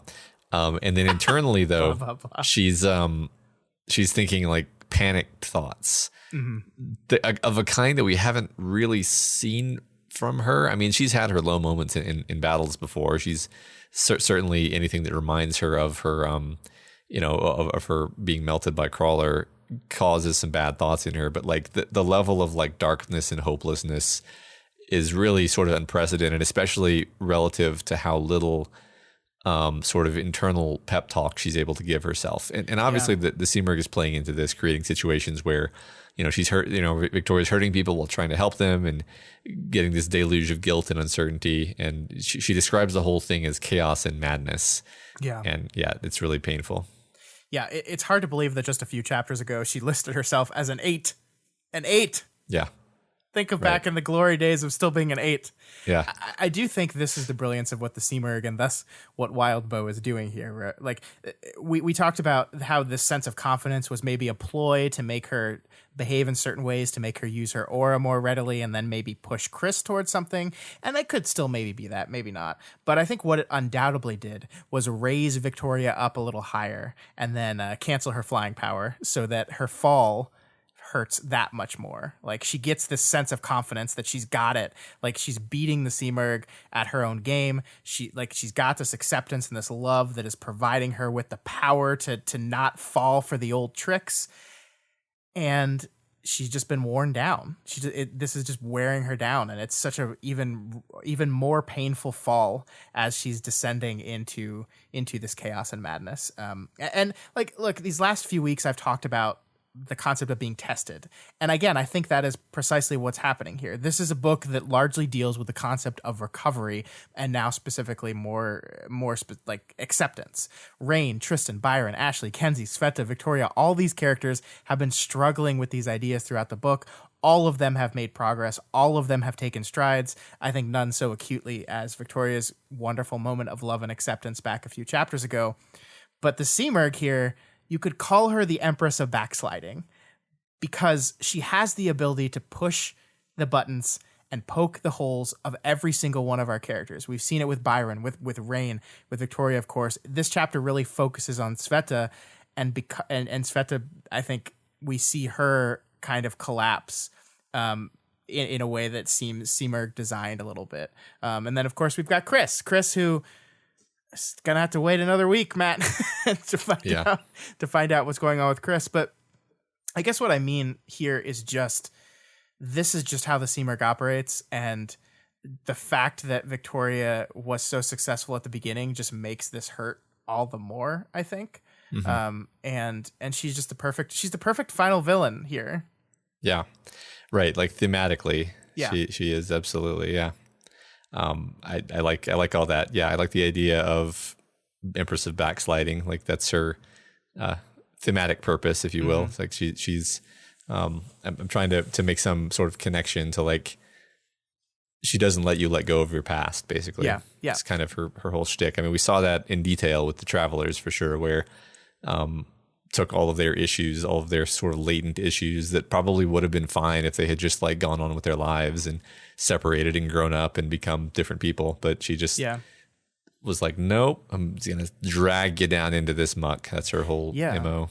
Well, and I wonder, like, the concept of coping mechanisms. We've talked about this a lot through the book, right? These things that you do that allow you to get through the day. And those are effective things that are sometimes necessary, but it's not really recovery. And I think the Simurgh has the ability to just fucking wipe those coping mechanisms out, right? Mm-hmm. And what we're going to see here is whether the acceptance and the love that Victoria has reached is enough to overcome this stuff. That I think we can undoubtedly say that the Victoria from Arc 1 of this book would have been read against the Simurgh like right away. Like she would not have been able to resist at all. It would have wiped her out immediately. And so we're seeing a person that has been able to survive for longer. And that is because of the progress she's made. And will that be enough? I don't know. I like that idea. For a second in my mind, I was like questioning whether I believe that. And then I was like, well, she was basically brought to like a stalemate just by Snag's power. Yeah. Which is vastly weaker than what she's up against here. Mm-hmm. So, yeah. So Victoria saves Dinah from being hit by a piece of pipe. And Tattletale tells Dinah to run around like a chicken with her head cut off for a little while because the Simurgh can't see her. And so Dinah can just kind of inject some randomness into the fight. Yeah, I love this metaphor as Tattletale describes it. And I love, like, it's perfect that Victoria just doesn't have the patience for Lisa's shit right now and can't think beyond the literal here and now to be like, think about things metaphorically. I love it though. It's like when you outsmart a computer by making random moves, you know, like you're playing a really smart, I forgot what movie that was in where like he's playing chess against someone and he just starts making random ass moves that just confuse the AI because it just doesn't know how to deal with that. It's kind of like that, right? You can't predict what is unpredictable. You just can't do it. Right. At least it gives them a chance. Even throughout all this, though, it's Tattletale is sure to be like, no, this isn't like a good plan. Yeah, it's just our only hope. Right. It's just like the bare minimum of what we can do. Yeah, right. I do want to talk about this moment where Victoria saves Dinah, though, because like we see this moment, like she's trying to reach for the thing that's heading towards her, and she doesn't even know it's Dinah yet, but she's trying to reach. I communicated, prayed, pled. The Fragile One reached out, using the form with the widest breath, the me from a period that was trying to move a ruined mess of a body, one that could occupy a whole couch. The force field slammed into my back and the back of my head hard, and the hand caught the pipe out of the air. So this was actually in the last chapter too. But this idea that, like the aura, in order to change the shape of the wretch, she has to mine her memories for examples. Like she's basically communicating with Fragile One via memories, right? Mm-hmm. It's like, here's what I want you to change into. Let me grab the memory to show you. And we've seen this before. But it's like we're talking about not coping, not just surviving. Isn't this like the perfect manifestation of that? It's literally learning from your trauma. Like she goes back to a traumatic moment and uses that moment to uses that moment of trauma and what she learned from it to change herself physically Yeah. to save someone, to stop something bad from happening. Turns it into her own power. Yeah. Yeah, exactly.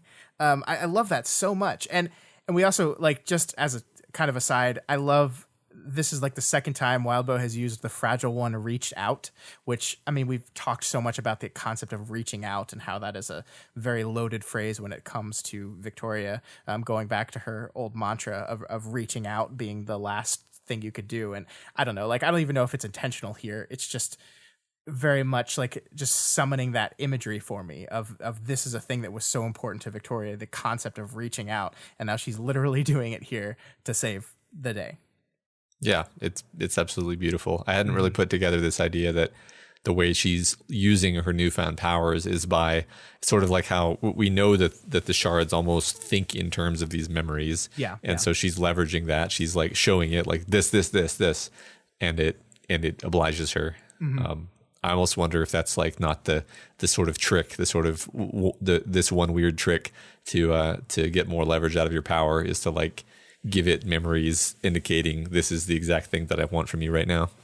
Yeah, I mean, it is like, is it true that the one Titan whose name that was fighting the machine army communicated the same way via memory? I can't remember. I mean, I feel like they're all, Augur. Yeah, I think that's true. I think that it was actually, yeah. Yeah, I do think this is going to, like, we've learned through Shard World that memories, the shards stored memories as data, and that, I think you're absolutely right that communication via memory is going to be key, because that is also what Rain does, right? When Rain sends out the word acceptance, he doesn't send out the word acceptance. He taps into hundreds and thousands of memories all related to the word acceptance and sends it to Fortuna. So that is how you reach shards. That is how you communicate.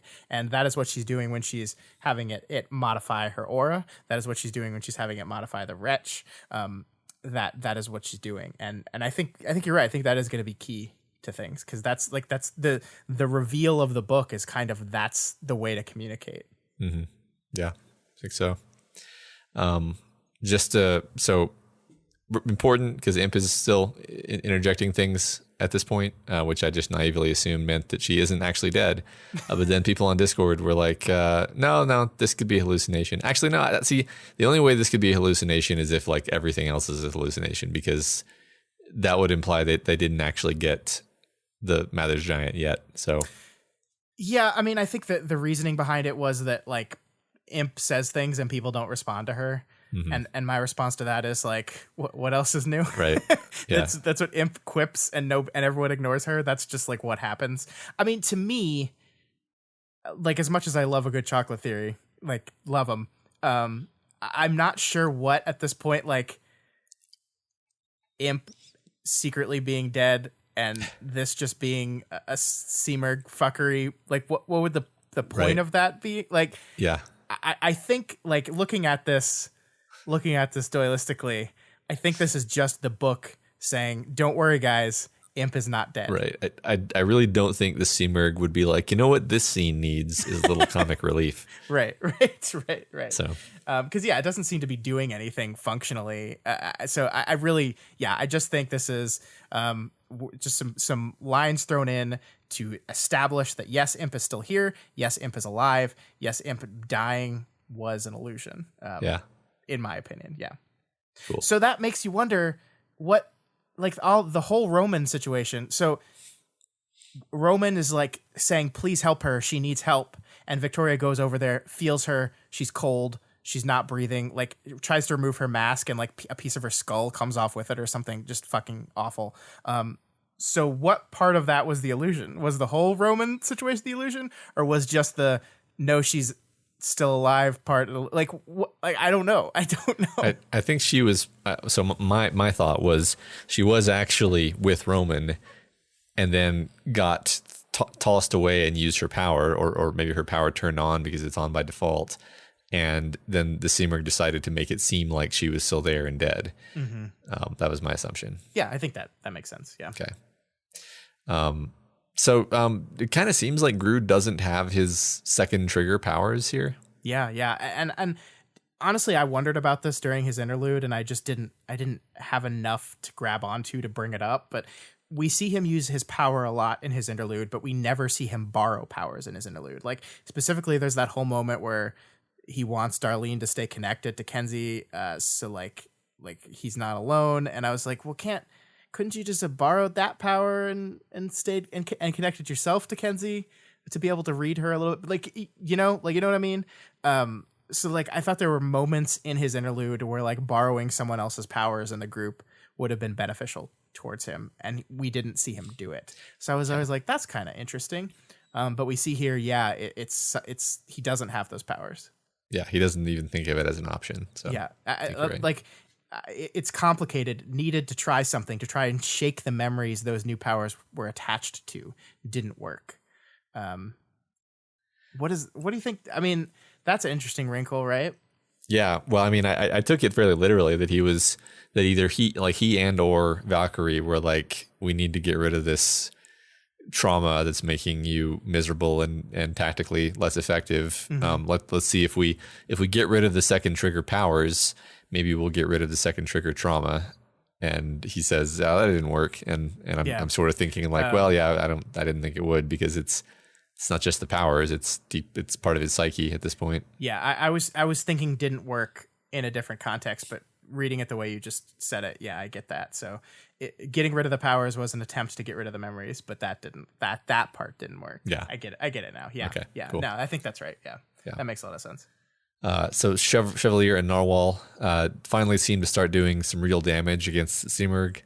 At this point, we see Chevy talking to the guy with spider legs, who is apparently a hero. Doe. Yep. Oops. Whoopsie. Yeah, I wonder if like he's looking like, we see he's injured, right? Yeah. And we don't know if the injuries that he sustained were the ones that Vicky did to him or something else. Like the text doesn't go in that I mean, we can make some assumptions, but oh boy. Yeah, I'm gonna guess yes. I mean, yeah. Do you think like he's looking over at Victoria out of the corner of his eye and being like, I think there's going to be some conversations if they survive this fight. Yes, I think you're right, but I do think like in the moment, this is just piling more on Victoria. The doubt, the uncertainty, the fear, the confusion. Like that is a moment where now she's like, "Fuck, I failed myself. I don't know. All those people I hurt, were all of them like this?" I don't think she mentions Mukade specifically in this moment, but it's in there. You know, it's in her head somewhere. Yeah, absolutely. Yeah. I think there's going to be a reckoning with Mukade, or with the idea of what she did, for sure. Eventually, the main problem in this fight becomes this constant storm of telekinetic projectiles, which are just kind of going every which way. And like, it's interesting because it's this intimidating show of power, but like it also feels like the big video game boss power display that the boss engages in as the hit points are almost out. You know what I mean? Yeah, so like you're imagining this as like in Teenage Mutant Ninja Turtles 2, where like the boss starts glowing, right? To show it's almost dead. And this is like their big. The next hit wins the battle, but I'm throwing up this big complicated like force field or right, like pattern that you have to get through before you can land that final hit. Yeah, tripled the number of projectiles in the bullet hell and move twice as fast. But if you get this last hit in, that's it. Yeah. Yeah. I think there's probably some truth to that. Like that she's close to finally having to pull back and retreat. Like it's a show of power, but also it doesn't have the finesse of like very precise tapping of billiard balls to get the desired outcome. She's just like, shit, I just got to throw up a lot of chaff now. Yeah. Yeah. Well, I mean, and we'll see like we got a lot of her dealing with like working in blind spots, right? Where like Dinah's presence here generally is causing a lot of blind spots, and she's got a bunch of billiard balls set up to be maximally effective here. But yeah, it's not complex cause and effect chaining anymore. It's just as much chaos as possible to increase chances of success. Yeah. And of course, what that is doing is causing everything to fucking collapse. Like everything. Like I can't overemphasize how often this chapter focuses on Victoria just teetering on the edge. Her wounds are killing her. She's bleeding all over the place, and she's even admitting that she's losing her grip on shit. Like when Victoria starts admitting that she's losing her grip real bad. And I love these moments where she's like desperately clinging to what the books tell her about fighting the Simurgh. Like she's falling back on Scholar Victoria and desperately clinging to this, like, okay, they said you're going to feel like this. They said this, you're going to feel like you're losing. You're going to feel like you're one step behind. It's going to feel hopeless. You're going to do things that you regret. You're going to feel disgusted in yourself. She's holding on to all this knowledge that she's gained from studying people fighting the Simurgh, and it's not working. It's like, yeah, I know that, but also I feel this way anyway. The books can tell me this is going to feel hopeless, but fuck, man, it feels really hopeless. And it's just not working anymore. Sure. And it's so rough. And the thing that I love about what Wildbow is doing here is that you can see through how other characters are treating her, like how fucking terrified they are for her and maybe even of her in these moments. Like, I love how Tattletale calls her Hun and Kiddo, which are like, she's used these words before. It's not the first time she's done it, especially to Victoria, but it is like kid gloving her a bit. Vista calls her Big V here. Byron like even asks her how she's doing after she cries out in pain. Rachel has like sent a dog to protect her. Like, everything is falling apart. Everyone is falling apart, but like they're noticing that Victoria is falling apart too. Wow. And it's really great. Yeah, I mean, thanks for pointing that out, because I hadn't really stitched all those moments together into what is happening here. It seems like people are going out of their way to react to how badly she's doing and take care of her. I feel like that's going somewhere, actually, now that you've pointed it out. Yeah. That's really cool. Before we move on, I wanted to talk about something with you that I don't think we've like stated outright, and I think needs to be stated outright. Victoria last week hatched from her force field cocoon, and she employs her force field. And this is cool as shit, right? Like, it's really cool. But it's her force field. Like, throughout this book, Victoria has thrown herself in front of danger to protect the people she loves constantly. It's what she's just continued to do. And she had a force field to take those hits. And now she's throwing her force field in front of the people she cares about, but leaving herself behind. And she's getting hurt a lot because she doesn't have a force field anymore, because it's out there protecting other people. Like, it is the full extension of Victoria's everyone else over me philosophy. Like, she's leaving herself entirely vulnerable now. And she's getting pummeled for it. Wow, that's really, really interesting. I'm reminded of the very first arc where we have the text says, I threw out my force field to try to protect the other people on the bus. She doesn't literally do that. You know, what we mean is what she would later say is she unfurls it to be its maximum size to try to kind of catch the incoming vehicle. But like, if she'd had this power, then she would have literally like sent her force field out to intercept it, right? So yeah, I like that a lot. I wonder if we trace through like every injury she takes in this 2.5 chapter frame, how many of those happen because her force field just went down versus how many of them happen because her force field was away from her. Yeah. And I bet a lot of them are the latter. Yeah, I mean, I think when she gets hit by blood play, her force field's out and about, right? That sounds right. Yeah, I'm not sure, but it's just like it's like she's switched how her force field works, but has not adjusted her fighting style. Yeah, like, and so she's just getting pummeled in ways that she's never gotten pummeled before. I mean, remember when people thought Victoria was invulnerable because she never got hit because they didn't understand how the force field worked? Yeah, and now, oh my god, like, Jesus. Yeah, I mean, we sort of said last week it's like she's traded invulnerability for telekinesis, except she's forgotten that she no longer has invulnerability. Yeah, right. So, oh my gosh, yeah, that's really interesting. I hadn't thought of it that way. So Victoria does formulate a plan to go find Dinah and get some of that sweet precog juice so that Simurgh won't be able to predict her. She tells Chevy and the others to wait for her signal before they attack, which they have a rough time with. Yeah, especially Chevy. Yeah. What do you mean? Just don't attack? Like, look at my people. They're dying. Right. They're dying out there. Yeah. Yeah. And then she stumbles across Sveta, who is rapidly losing control of her body, just really losing it. Her buttons are being pressed for sure. Yeah. She actually says, but if I keep reaching out and getting those reaching pieces of me sliced off or smashed, I think I'm going to break, and I'll be more of a danger to anyone here than Bloodplay is. So she says that. Yeah. And then shortly thereafter, she reaches out and gets smashed by Victoria. And oh my God. Yeah. And this is also beat 2 of one of her teammates saying, I'm a danger to others, basically. Yeah. Byron saying he was I think he said he was a 2, maybe a 3. No, it was a 2. He was a 2. Yeah. And then Sveta basically being like, I will literally go apeshit and start killing people randomly if I get pushed any harder. So yeah, and I think we have to recall the moment where Victoria mused on the fact that her connection and her control over her force field is connected to her state of mind, right? And we haven't actually seen, besides the moment we're about to see where she like squishes a Sveta tendril, we haven't actually seen that control slip in any way. But we did have Victoria introduce that to us, and so I think that's in the back of our mind. These people are starting to collapse, and they're becoming dangerous as they collapse, Victoria included. Yeah. I love Matt. This avoidance that Victoria practices here is just top notch. That collarbone of yours looks really fucking bad, Vic, Sveta says, eyeing my chest. She's in there, winging her lasers around, probably going to hit Dinah by chance. Yeah. That's just like completely dismisses the concern. Yeah. Like doesn't even deign a look or a response. Just completely moves on. Right. Ain't got time to bleed. No, yeah.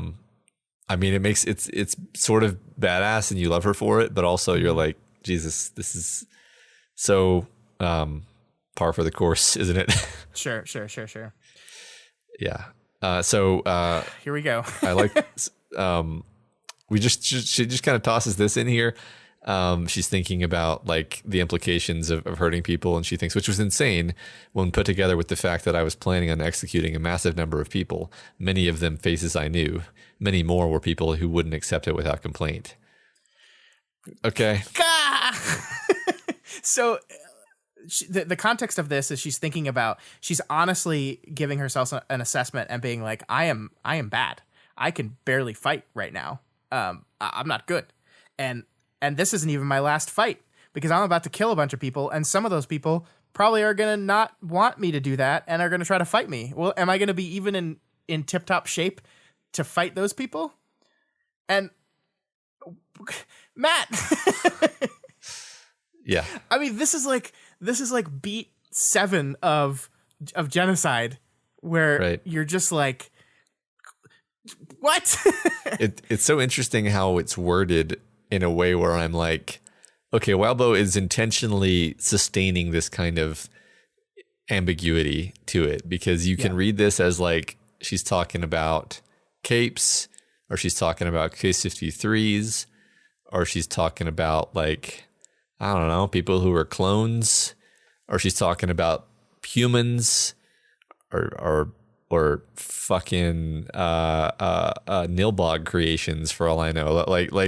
Like it's consistently worded in this way where she refuses to actually name the group she's talking about and just make it so that you can.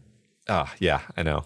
I mean, it's crazy. Yeah. Well, here's my galaxy brain theory here. Go for it. To try to make sense of this thing. Please do. I have zero confidence that this is true, but it's the only thing I've been able to come up with. I've noticed it feels to me that these recurring beats they just feel so deliberate, right? They just feel like she's choosing to think about these things in this moment. Like she's choosing in this moment to remind herself about this plan of hers that she's not thinking about very often otherwise.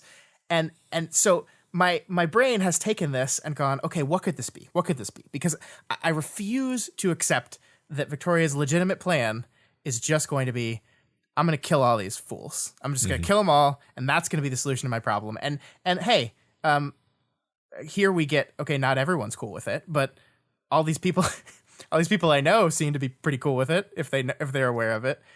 So I wonder if this is some like 4-dimensional chess, like precog fake out shit, you know? Like I am going to convince myself so much that this is my plan of action, that this is what I'm going to do. And pointedly remind myself of this in certain ways, that it fucks with the precognition ability to predict what's going to happen on stuff. If Victoria convinces herself that this is her plan, and a precog is trying to get a handle on what Victoria is going to do, and genuinely believes that this is her plan, they're going to plan based off of that understanding of a plan. You get what I mean? I mean, I sort of do, and there's aspects of it that I like, and I think that it could be made to work. But at the same time, like I feel like the precog, I feel like Contessa in particular wouldn't give a damn what sorts of mental tricks you did. I don't think that's how her power works. But maybe like we have all these other elements, like she's got this backdoor connection to her shard. Maybe she's like, maybe she's trying to convince her shard that this is the plan. Yeah, and then trusting her shard to like carry the message or something. That's kind of yeah. I agree that just like a person like saying, "I'm gonna kill everyone, I'm gonna kill everyone, I'm gonna kill everyone" 100 times is not going to trick like actual precog abilities, right? But I do wonder if I do think that's where the shard comes into it. This special close connection with the shard comes into it, and so I wonder if some shenanigans with that is able to trick things, because like, I mean, I have convinced myself that the things with Chris are going to go basically the way the Seamerg saw them, and I wonder if like the trick is, oh, Chris is the key to this whole thing, so if we stop Chris, we're good. And then it's like, psych, he wasn't the key. So Chris can fly away. I mean, that would feel like a disappointing ending for Chris's arc. So look, this is why I said I have very little confidence in this whole thing. But I'm just desperately trying to come up with ways in which this makes sense to me. Sure. And I think like the randomly mentioning it every so often with like some emotional attachment to it, but not like a huge amount of like emotional attachment to it as a thing that I'm definitely going to do. Like even here when she mentions it, it's insane to think about the fact that I was planning on executing a massive number of people and I was going to have to fight some of them. It's insane to think about that with my body in the state it is. It's not insane or emotional to think about I'm going to have to execute a whole shitload of people. Like that is not the emotional part she's thinking about. She's thinking about the literal like act of having to do it and maybe having to resist people trying to stop her from doing it. Which is like, I would think she would have a more emotional attachment to it if this is what she's planning on actually doing. But I don't know. I don't know. So I'm just trying to come up with ways in which this works in my head. And yeah, that's what I got right now. I mean, I think the core nugget of the idea that I like the most is that the reason she's thinking of this over and over to herself is to like convince her shard or convince Wave's Hands something. Because I just like that. I think that would be very interesting. So yeah, cool. I like it. We will see. So Vicky and Sveta go searching throughout this area, the darkened area, with Sveta eventually resorting to using her human squid form, which is sort of bad because the next time we see her, she has completely lost her shit. Yeah. Victoria freaks herself out thinking about Amy. She actually calls her Panacea here. Yeah. And she accidentally crushes Sveta's tendril, which we mentioned a minute ago. So yeah, it says when Sveta emerges from the darkness, she's just roiling death, and she instantly kills Bloodplay. And Vicky thinks, I couldn't bring myself to speak, seeing Sveta lose all control. Ugh, it's heartbreaking, isn't it? I mean, like, yeah. Vicky looks at Sveta and sees a look of betrayal in her eyes or on her face. Yeah, when this happens, and it just breaks your heart. It's awful. And the thing about it, so what happens is Victoria hears the word sister right before this happens, like another Seamerg whisper, right? Sister. And then that's when she gets grabbed. So that's why she goes Panacea and freaks out. Yeah. So crushing Sveta's tendril, causing Sveta to go all out. Sveta kills Bloodplay. All part of the Seamerg's plan.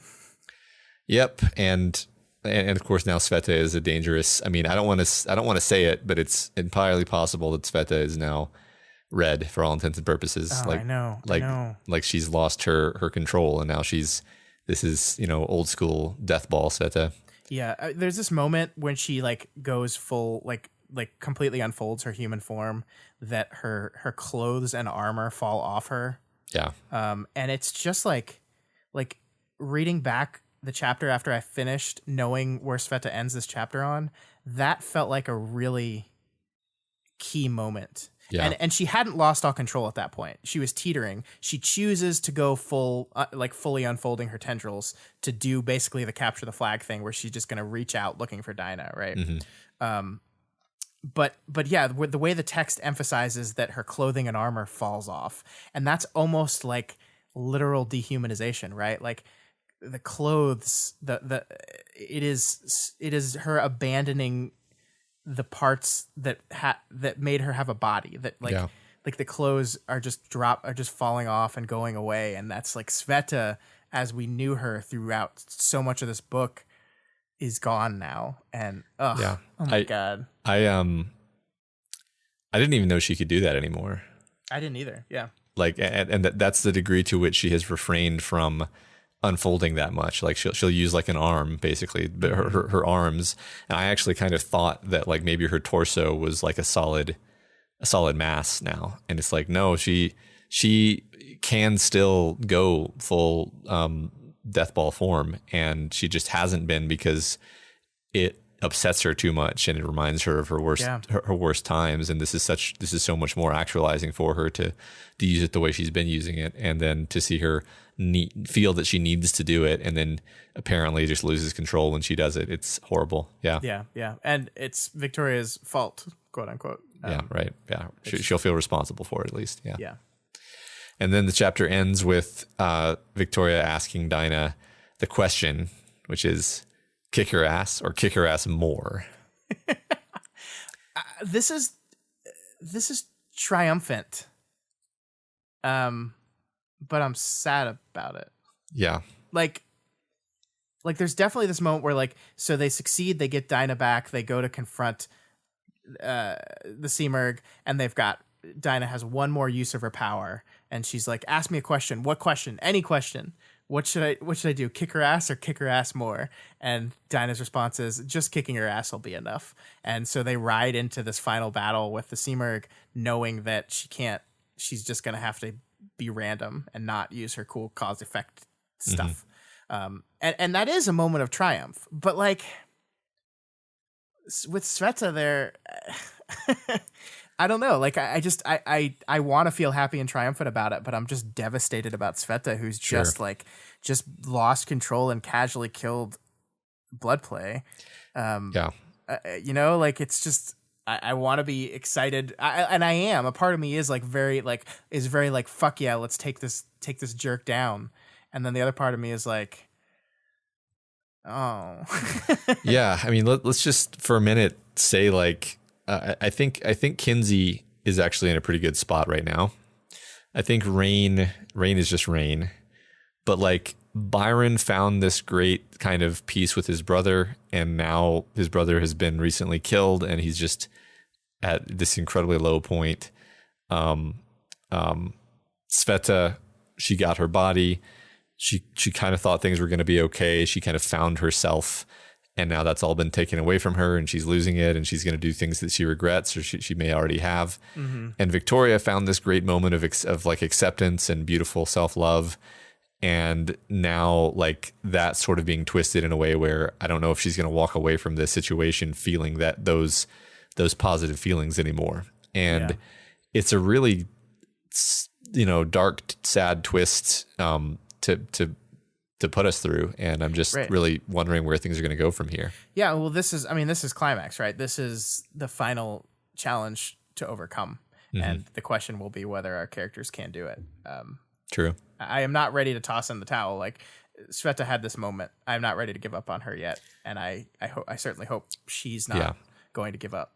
But this is it. This is what we've been building towards. This is what we've been working towards. And this is the biggest text, the Empress of backsliding. Like she is here to force you into these exact situations. And the test is whether you can come out the other side of them. Yeah, whether you can retain the acceptance and self-love that you've found even after you backslide. Yeah. And feel maybe that you don't deserve to anymore. Yep. Yeah, I don't know. I'm into this in every possible dimension that I could be into it. And that wraps up the chapter for this week. Yep. The discussion question last week was, what is your favorite time that Wildbow asked you to read between the words? We begin with Nugget Blaster 69, who says, I'm not sure how much this counts, but I think of Tattletale, quote unquote Tattletale, yelling at Taylor for cursing while in the miasma, without Wildbow having to write the words explaining that it was actually Bonesaw. We all got the point. Yeah, we did. Even though some of us, me, were a little slow on the uptake. That was like the only thing you didn't get. Up next, we have Seething, who says, Accord. I fell for his POV bias so hard I left the chapter feeling like, aw, damn, this poor guy just wants to save the world and they won't let him. And then I thought about how he wanted to kill Sundancer for interrupting, and Citrine for forgetting to call him sir. And I started thinking about what his idea of a perfect world would actually look like, and how that world would be a very scary place to live in. Yeah. That would be so efficient. Remember when I called Accord a James Bond villain and then everyone got mad at me? Look, I wasn't wrong. He's just so much more than that. Yeah. I mean, yeah, that's one of those great like villains who's just so interesting that you'll forgive him all kinds of faults. Sure. Kyrgyzstan says in Arc 9 of Ward, the Goddess Mind Control arc. It's an obvious one, but still worth calling out. For the majority of the arc, we are in this weird, twisted headspace with Victoria. Everything in the text, from word choice to character focus to what wasn't said, impacted by Goddess's alignment of our POV character. It was super interesting to read. I agree. Yeah. I really enjoyed that part of the book, and I kind of want to go back and read it again. It was a lot of fun. Yeah, I can't wait to reread that part specifically. Yeah.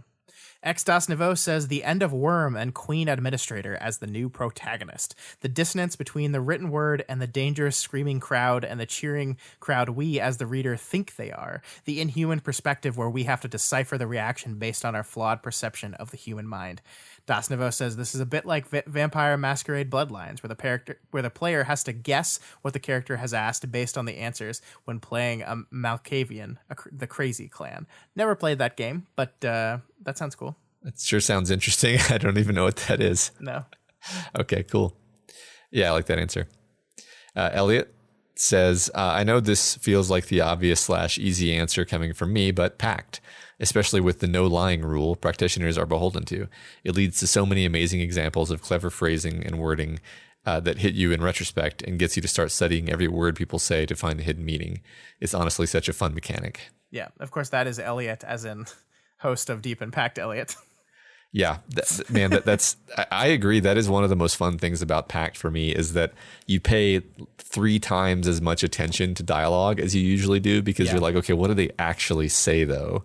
Yeah. Exactly. Did they actually say what the other character thought they said, or did they use some weasel word in there? And it's so fun and engaging. Yeah. Googleplex Byte says Bonesaw's prosopagnosia gas was fun. Also, I wonder if it relates to Victoria's genocide.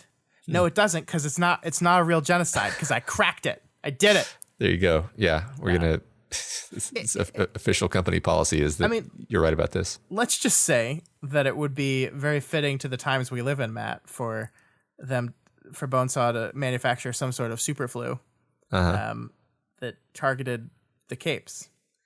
Yeah, we could call it the Corona Polenta virus. Oh my God! Oh Jesus! That's not an original Scott thought. I got that from Ward spoilers. I would give credit to who it is. I'm not going to take credit for it though. It's not me. Not me. Okay. Still, all those sounds I made. Still, Wanson says the way Victoria was talking to her gun as a mirror for how she wishes people would talk to her. Yeah, she's kind of talking it up, saying it's gonna be okay, gun. It's gonna be all right. You don't have to bear that burden on your own, gun. There are people out there who love you. She didn't say those exact things, but I think she would if she sat with it long enough. She left Gun behind, Matt. We didn't talk about that, but she subbed out Gun for Flash Gun. Yeah, I know. I mean, that's why she's doing so badly now. She doesn't have Wilson to lean on. There you go. That's the only logical explanation. Yeah. So Blue Harbinger, sorry. I don't know why I pronounced that word wrong so much. Says they've got a long one here, Matt. Their basic idea is how Wildbow links March and Jack Slash together. They say a lot of people made comparisons between Mark and Jack Slash after 12.all dropped, usually as part of the often frustratingly contentious debate over March's level of success against the heroes. Later in 12.x, Narwhal directly compares the two in text, saying, the paper pushers wouldn't get it. They'd talk about the budgets and hint at budget cuts, and blame would be shifted, and it would be a repeat of prior engagements against Jack Slash all over again. But they had a boy who'd beaten Jack Slash in the Wardens. Jack Slash had an unknown factor giving him an edge. His power gave him the upper hand against any parahumans, and his Slaughterhouse 9 made it next to impossible for civilians to get him. March's Cotier didn't cover a weakness so much as it augmented her strengths. And they say many took this to be a tongue-in-cheek, in-text response to the more vocal and dissatisfied readers. What's interesting that this is actually the second time Wildbow established a direct connection between March and Jack. And they go on to talk about Golem and how Golem's hands and how they related to Taylor's like extrasensory perception via her bugs, and how March also uses that extrasensory perception against Golem in 12.all, and against Jack in 26.b. So they're saying there's a subtextual, not said link between the success of Jack Slash as a cape and the success of March that Wildbow demonstrates here through the links and through Golem specifically. Yeah, and basically this connection of saying like they both have access to this kind of shard fuckery hack that allows them to get away with things that normal capes don't get away with. Yeah, definitely. Cool. All right, Dianthus Amorensis, sorry. I always mess that one up too because I always expect it to be the other word. And it might be. I might just be typing it wrong. No, I don't think so. I think you're right. Dianthus Amorensis. God Nailed damn it. Sorry. So outside of her interludes, Imp, Taylor and Victoria have no idea what is going on at any point when her power is in play. The Wildbow expects us to understand. Several of her little moments in Worm are just practice for us to remember what she does in certain situations so that when she is affecting the scene in Spec, we understand what is going on even when Taylor doesn't. Yeah, I like that. He sets up and reinforces this mechanic so that he can rely on it when he doesn't have the bandwidth to remind us yet again. Yeah. But Imp is dead, right? So Imp's dead. Definitely dead. All right. Last but not least, we have Ridtom, who talks about the scene between Amy and Victoria when Victoria uses her aura on Amy. So this scene is, my adoptive family, Amy mumbled into Victoria's shoulder, and stop trying to use your frickin' power to make me squee over how amazing you are. Doesn't work. I've been exposed, so I'm no longer immune. I'm so long I'm immune. I'm not using my power, dumbass, Victoria told Amy, letting her go. I'm hugging my sister, my awesome, caring, and merciful sister. And Ridtom says, see, here's the thing. Victoria really wasn't using her aura here. Throughout this interlude, you'll note that whenever Victoria uses her aura, the text explicitly calls attention to it from her POV, usually calling it out as a wave or simply mentioning the aura coming from her body. But not here. It's noticeably not mentioned at all. But the previous events and Amy's dialogue quickly make you assume Victoria would do this, until, as the reveal with Dean and later Panacea interlude shows, Amy is attracted and in love with Victoria. Reread the text in that light, and noticing the pattern for use of the aura, it's subtle but interesting tease by Bow. So the part that they read is in, like, Victoria's interlude in Arc 2. And I agree with that because Victoria's interlude and its use on Amy has been this contentious thing in the community, as in, like, the reason Amy's in love with Victoria is because of the aura, right? And there's never been anything in the text that has ever said that is the result of prolonged aura, right? Like Amy threw that out as a like explanation, and right. then everyone is just like, yeah, but like it didn't affect anyone else that way, and I was around a lot of other people for prolonged periods and used it around them and so forth. Right, and as we've gotten to know Amy more, we know that Amy comes up with a whole bunch of reasons for why things aren't her fault, and that's right in line with that. But yeah, I like this little subtle hint here that Wildbow is kind of establishing that Victoria isn't using her auras at times when Amy rather assumes that she is. Right, because she's just in love with her. Yeah. She's already squeeing over how amazing she is because she's in love with her. I love that. I think it's funny how Ridtom says the reveal with Dean and the Panacea interlude. So the reveal with Dean is what I was laughing at, because I was like, like maybe someone smarter than me saw that as a reveal, but it just passed over my head completely the first time. I don't remember. I don't remember if you picked up on it as intended. I think it was just something that kind of stuck out to us. I could go back and listen to that episode, but yeah, I honestly don't remember, so I can't say. Yeah. All right. Well, that's it for this week's discussion question. Yeah. Next week's question is ambiguity.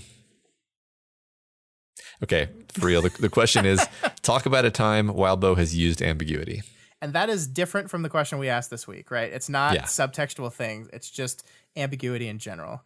And maybe explain how that ambiguity works or maybe doesn't work.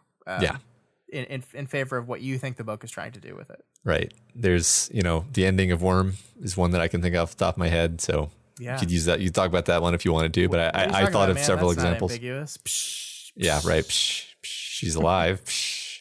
Yeah, sure. That's what it is. Yeah, that's what you meant, right?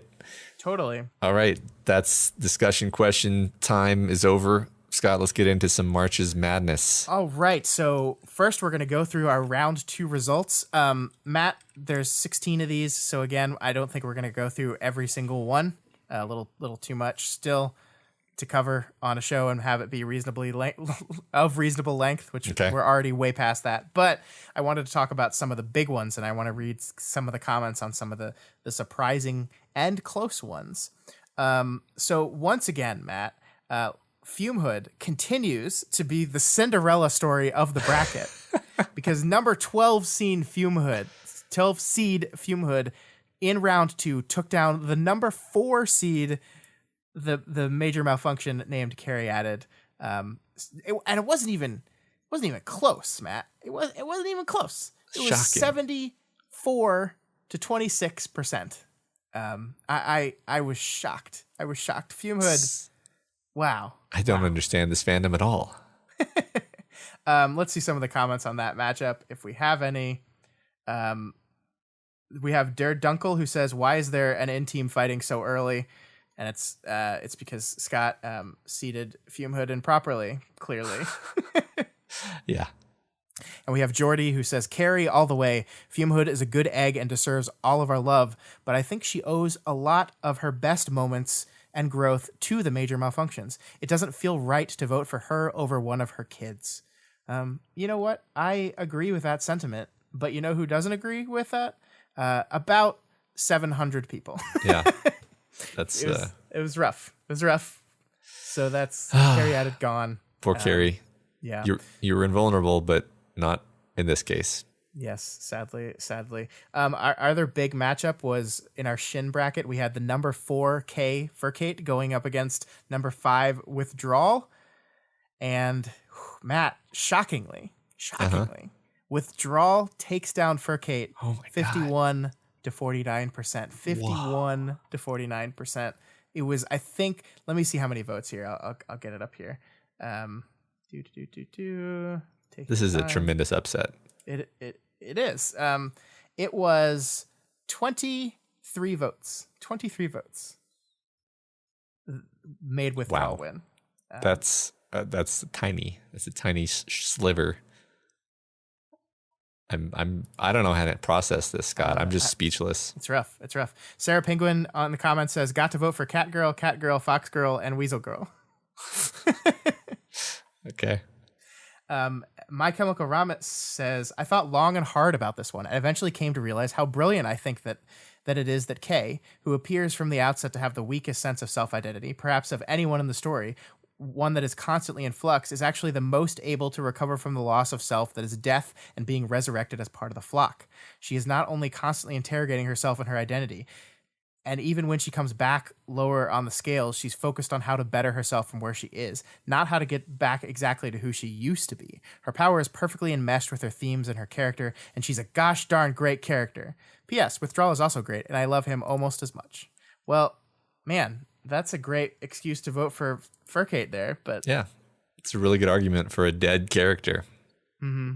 Yeah. Because remember, everyone, these characters die when they lose. Well, they turn into Titans this year. Oh, okay, sorry. So she's a Titan now. She's not dead. She's a giant Titan. Okay. Some other key matchups here. Matt, I'm sorry, but your favorite person, Tristan, has lost. Tristan lost to Rachel 39 to 61%. Wasn't even that particularly Damn close. Sad for me to see Tristan go as well. Rachel is just too good, apparently. Some of the comments we got on this one from Hero, Vera Bull, will not happen. There's only one Vera left. There cannot be a Bull. A lot of people are upset about the lack of a Vera Bull. I agree. I mean, it's unconscionable. I don't know who let this happen. Placid Platypus says far and away the hardest matchup this round. In the end, Rachel just hasn't been a big enough part of Ward to get my vote. I agreed and voted for Tristan, but sadly other people didn't. Some people made a good point, though, that even though Rachel didn't feature a lot in the story, she slides into its themes very well. Isaac said, Aunt Rachel, in a story about recovery, Rachel is the OG recoverer. And Kush said, Rachel has got my vote. She hits so many themes of the story that voting against feels like voting against Ward. So that's interesting. I mean, she doesn't have a large role in the story, for sure.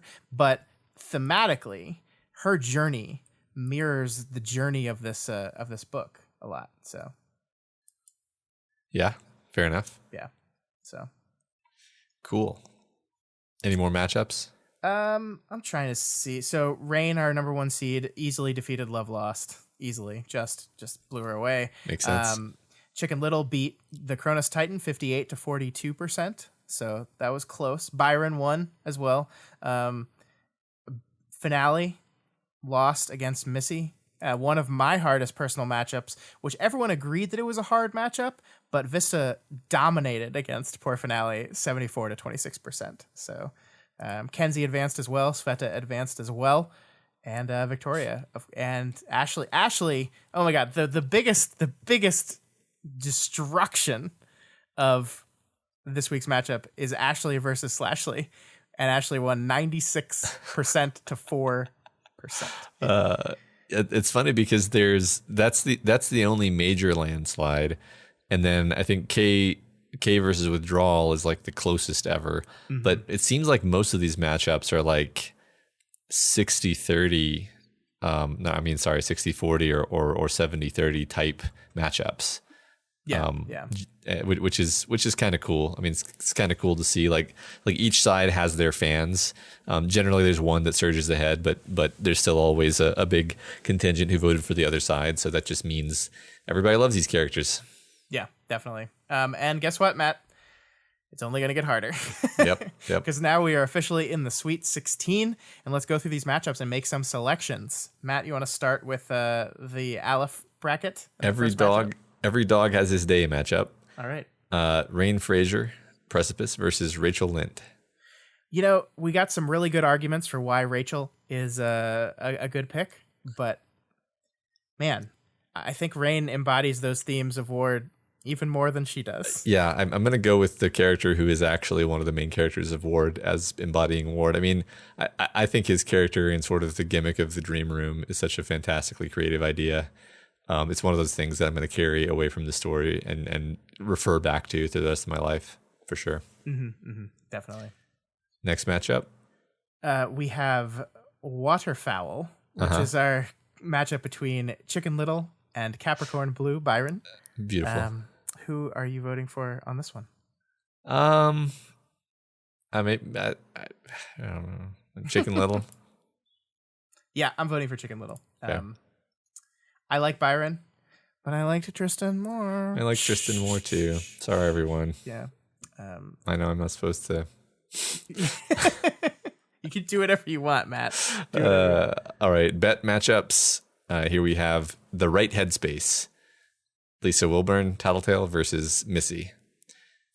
See, I mean, God, this is so hard. Why do I love Tattletale so much? Explain it to me. Because she's fucking great.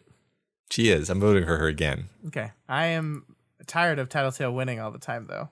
I said this last week. I'm going to say it again. I'm voting for Missy. Okay. I don't think she's going to win, but I'm voting for her. Okay. Thanks. All right. Just canceling you out, buddy. Doing my job.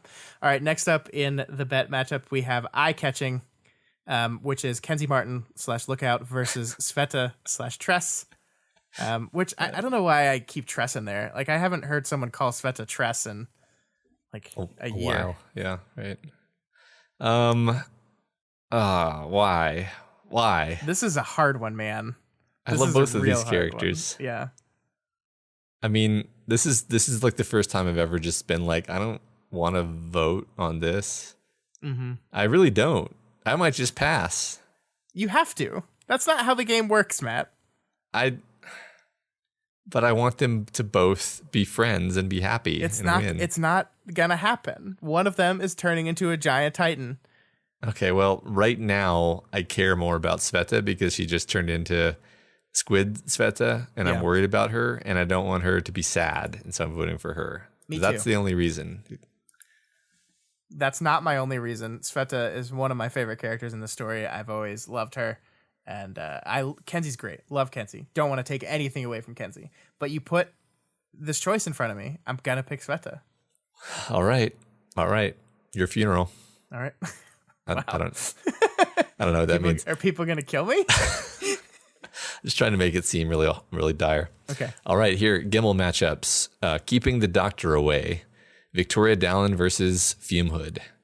You have the number 1 seed versus the 12 seed. Yeah, this is our Cinderella story for Fume Hood. I think it's coming to an end this week, Matt. I think so. It's been a good run for Lauren, but I don't think she can get past Victoria. Yes. Goodbye, Lauren. And I am helping that along by voting for Victoria. As am I. Yeah. All right, next up we have Being Inhuman, which is our matchup between Dragon and Defiant and Chris Elman Cryptid. Easy vote for me. I talked about my reasoning last week that Sweet 16 is where Dragon and Defiant deserve to fall out, and I'm voting for Chris.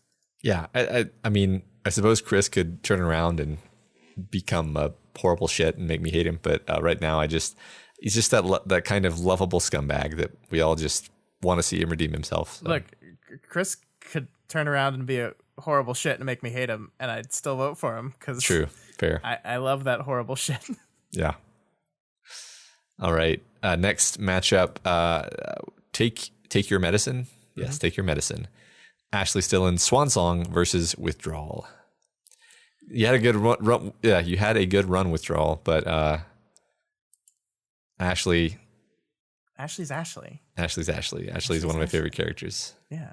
In the world. Look, like Withdrawal managed to upset Furcate, and I'm very happy for him. Good job. The only major malfunction that made it to the Sweet 16. But Ashley's Ashley. Yeah. I mean, you've got that cool syringe power that almost stopped the cycle one time, but Ashley's got that planet devastation power that destroys planets. So and my heart. Yeah. All right, our final matchup of the week is Unseen Guardians, our matchup between Aisha and Fragile One. It's been a good run for the Fragile One. But I don't know, Matt. I think Impa's going to take it here, especially after a week of near-death scare for everyone. I think people are realizing they almost lost Imp and are going to be more in love with her than ever. Yeah, I think Wildbow, saw the direction that this bracket was heading and was like, I need to remind people of how much they love her, and they just gave us a little scare. I think that was his sole motivation for doing that in the story, was manipulating our Marsh's Madness bracket. I think you are right. And I have voted for her now. So have I. So that is it for the matchups this week. Voting for these matchups will close this Sunday at 5 p.m. Central Standard Time, and then our Elite 8 matchups will begin. It's getting down to the wire, so it's going to get even harder. Like, I'm looking at who will be up against each other if all the people that I picked to win will win. And damn. Yeah, wow. Damn. Good luck, everyone. Yeah. And that's it for us this week. Yeah, that's all we got for you this week on We've Got Ward. You guys are all part of this show, so feel free to provide us with advice, questions, or thoughts on this week's reading. You can reach out to us via email at gotwormpod@gmail.com or over on our Twitter account at gotwormpod. My personal Twitter Squitter. Squitter. It should just be called Squitter now. Is at ScottDaily85, and Matt's is at Moradina Squitter. Yeah, that's right. And if you're not already subscribed to this podcast, we strongly recommend you do so and never miss an episode.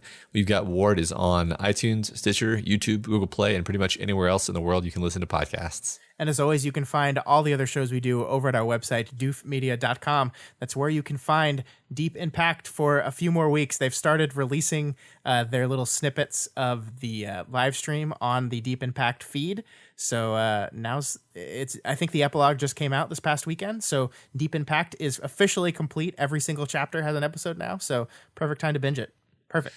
Yeah. And I actually really appreciate that they've split it up like that, because navigating through the 24-hour live stream was something that was going to be hard for me to do. So now I can just eat it at a nice slow pace. Yeah, eat it, Matt. That's how I consume podcasts. I don't know about you.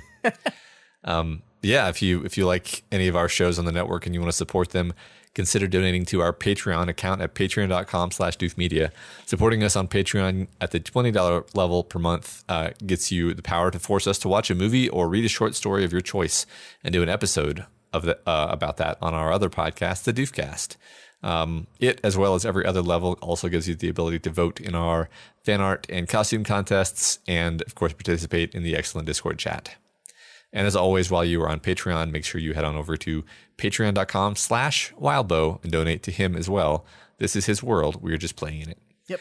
This week, special thanks to new patrons, Bidoofs, Ids H, Ian W, and Isaac G. Welcome. Yeah, thank you, guys. Yeah, we really appreciate you. Hope you enjoy hanging around the community. Yeah, I enjoy it. Me too. And of course, if you cannot afford to donate right now, especially in the crazy world we live in, that is absolutely okay. There are tons of ways to help us out. Instead, one of those big ways is, as always, leaving us ratings and reviews on Apple Podcasts or Stitcher. Please drop us a 5-star review on there. It honestly really does help. And of course, share the podcast. Share it with everyone. We don't know how to market. We're not good at it. We're trying to do some stuff. It's interesting. It's very interesting. We rely on you guys. We rely on word of mouth. And the cool thing about sharing our podcast is, at the same time, you're sharing Wildbow stories, and those are the real things. Yeah, that's kind of the whole crux of the whole thing. Well, that's all we got for you this week. Next week we'll be covering the next 2 chapters of maybe the last arc, which is called Last. It's called Last. It's the last arc, Matt. I'm still under the influence of Mathers, so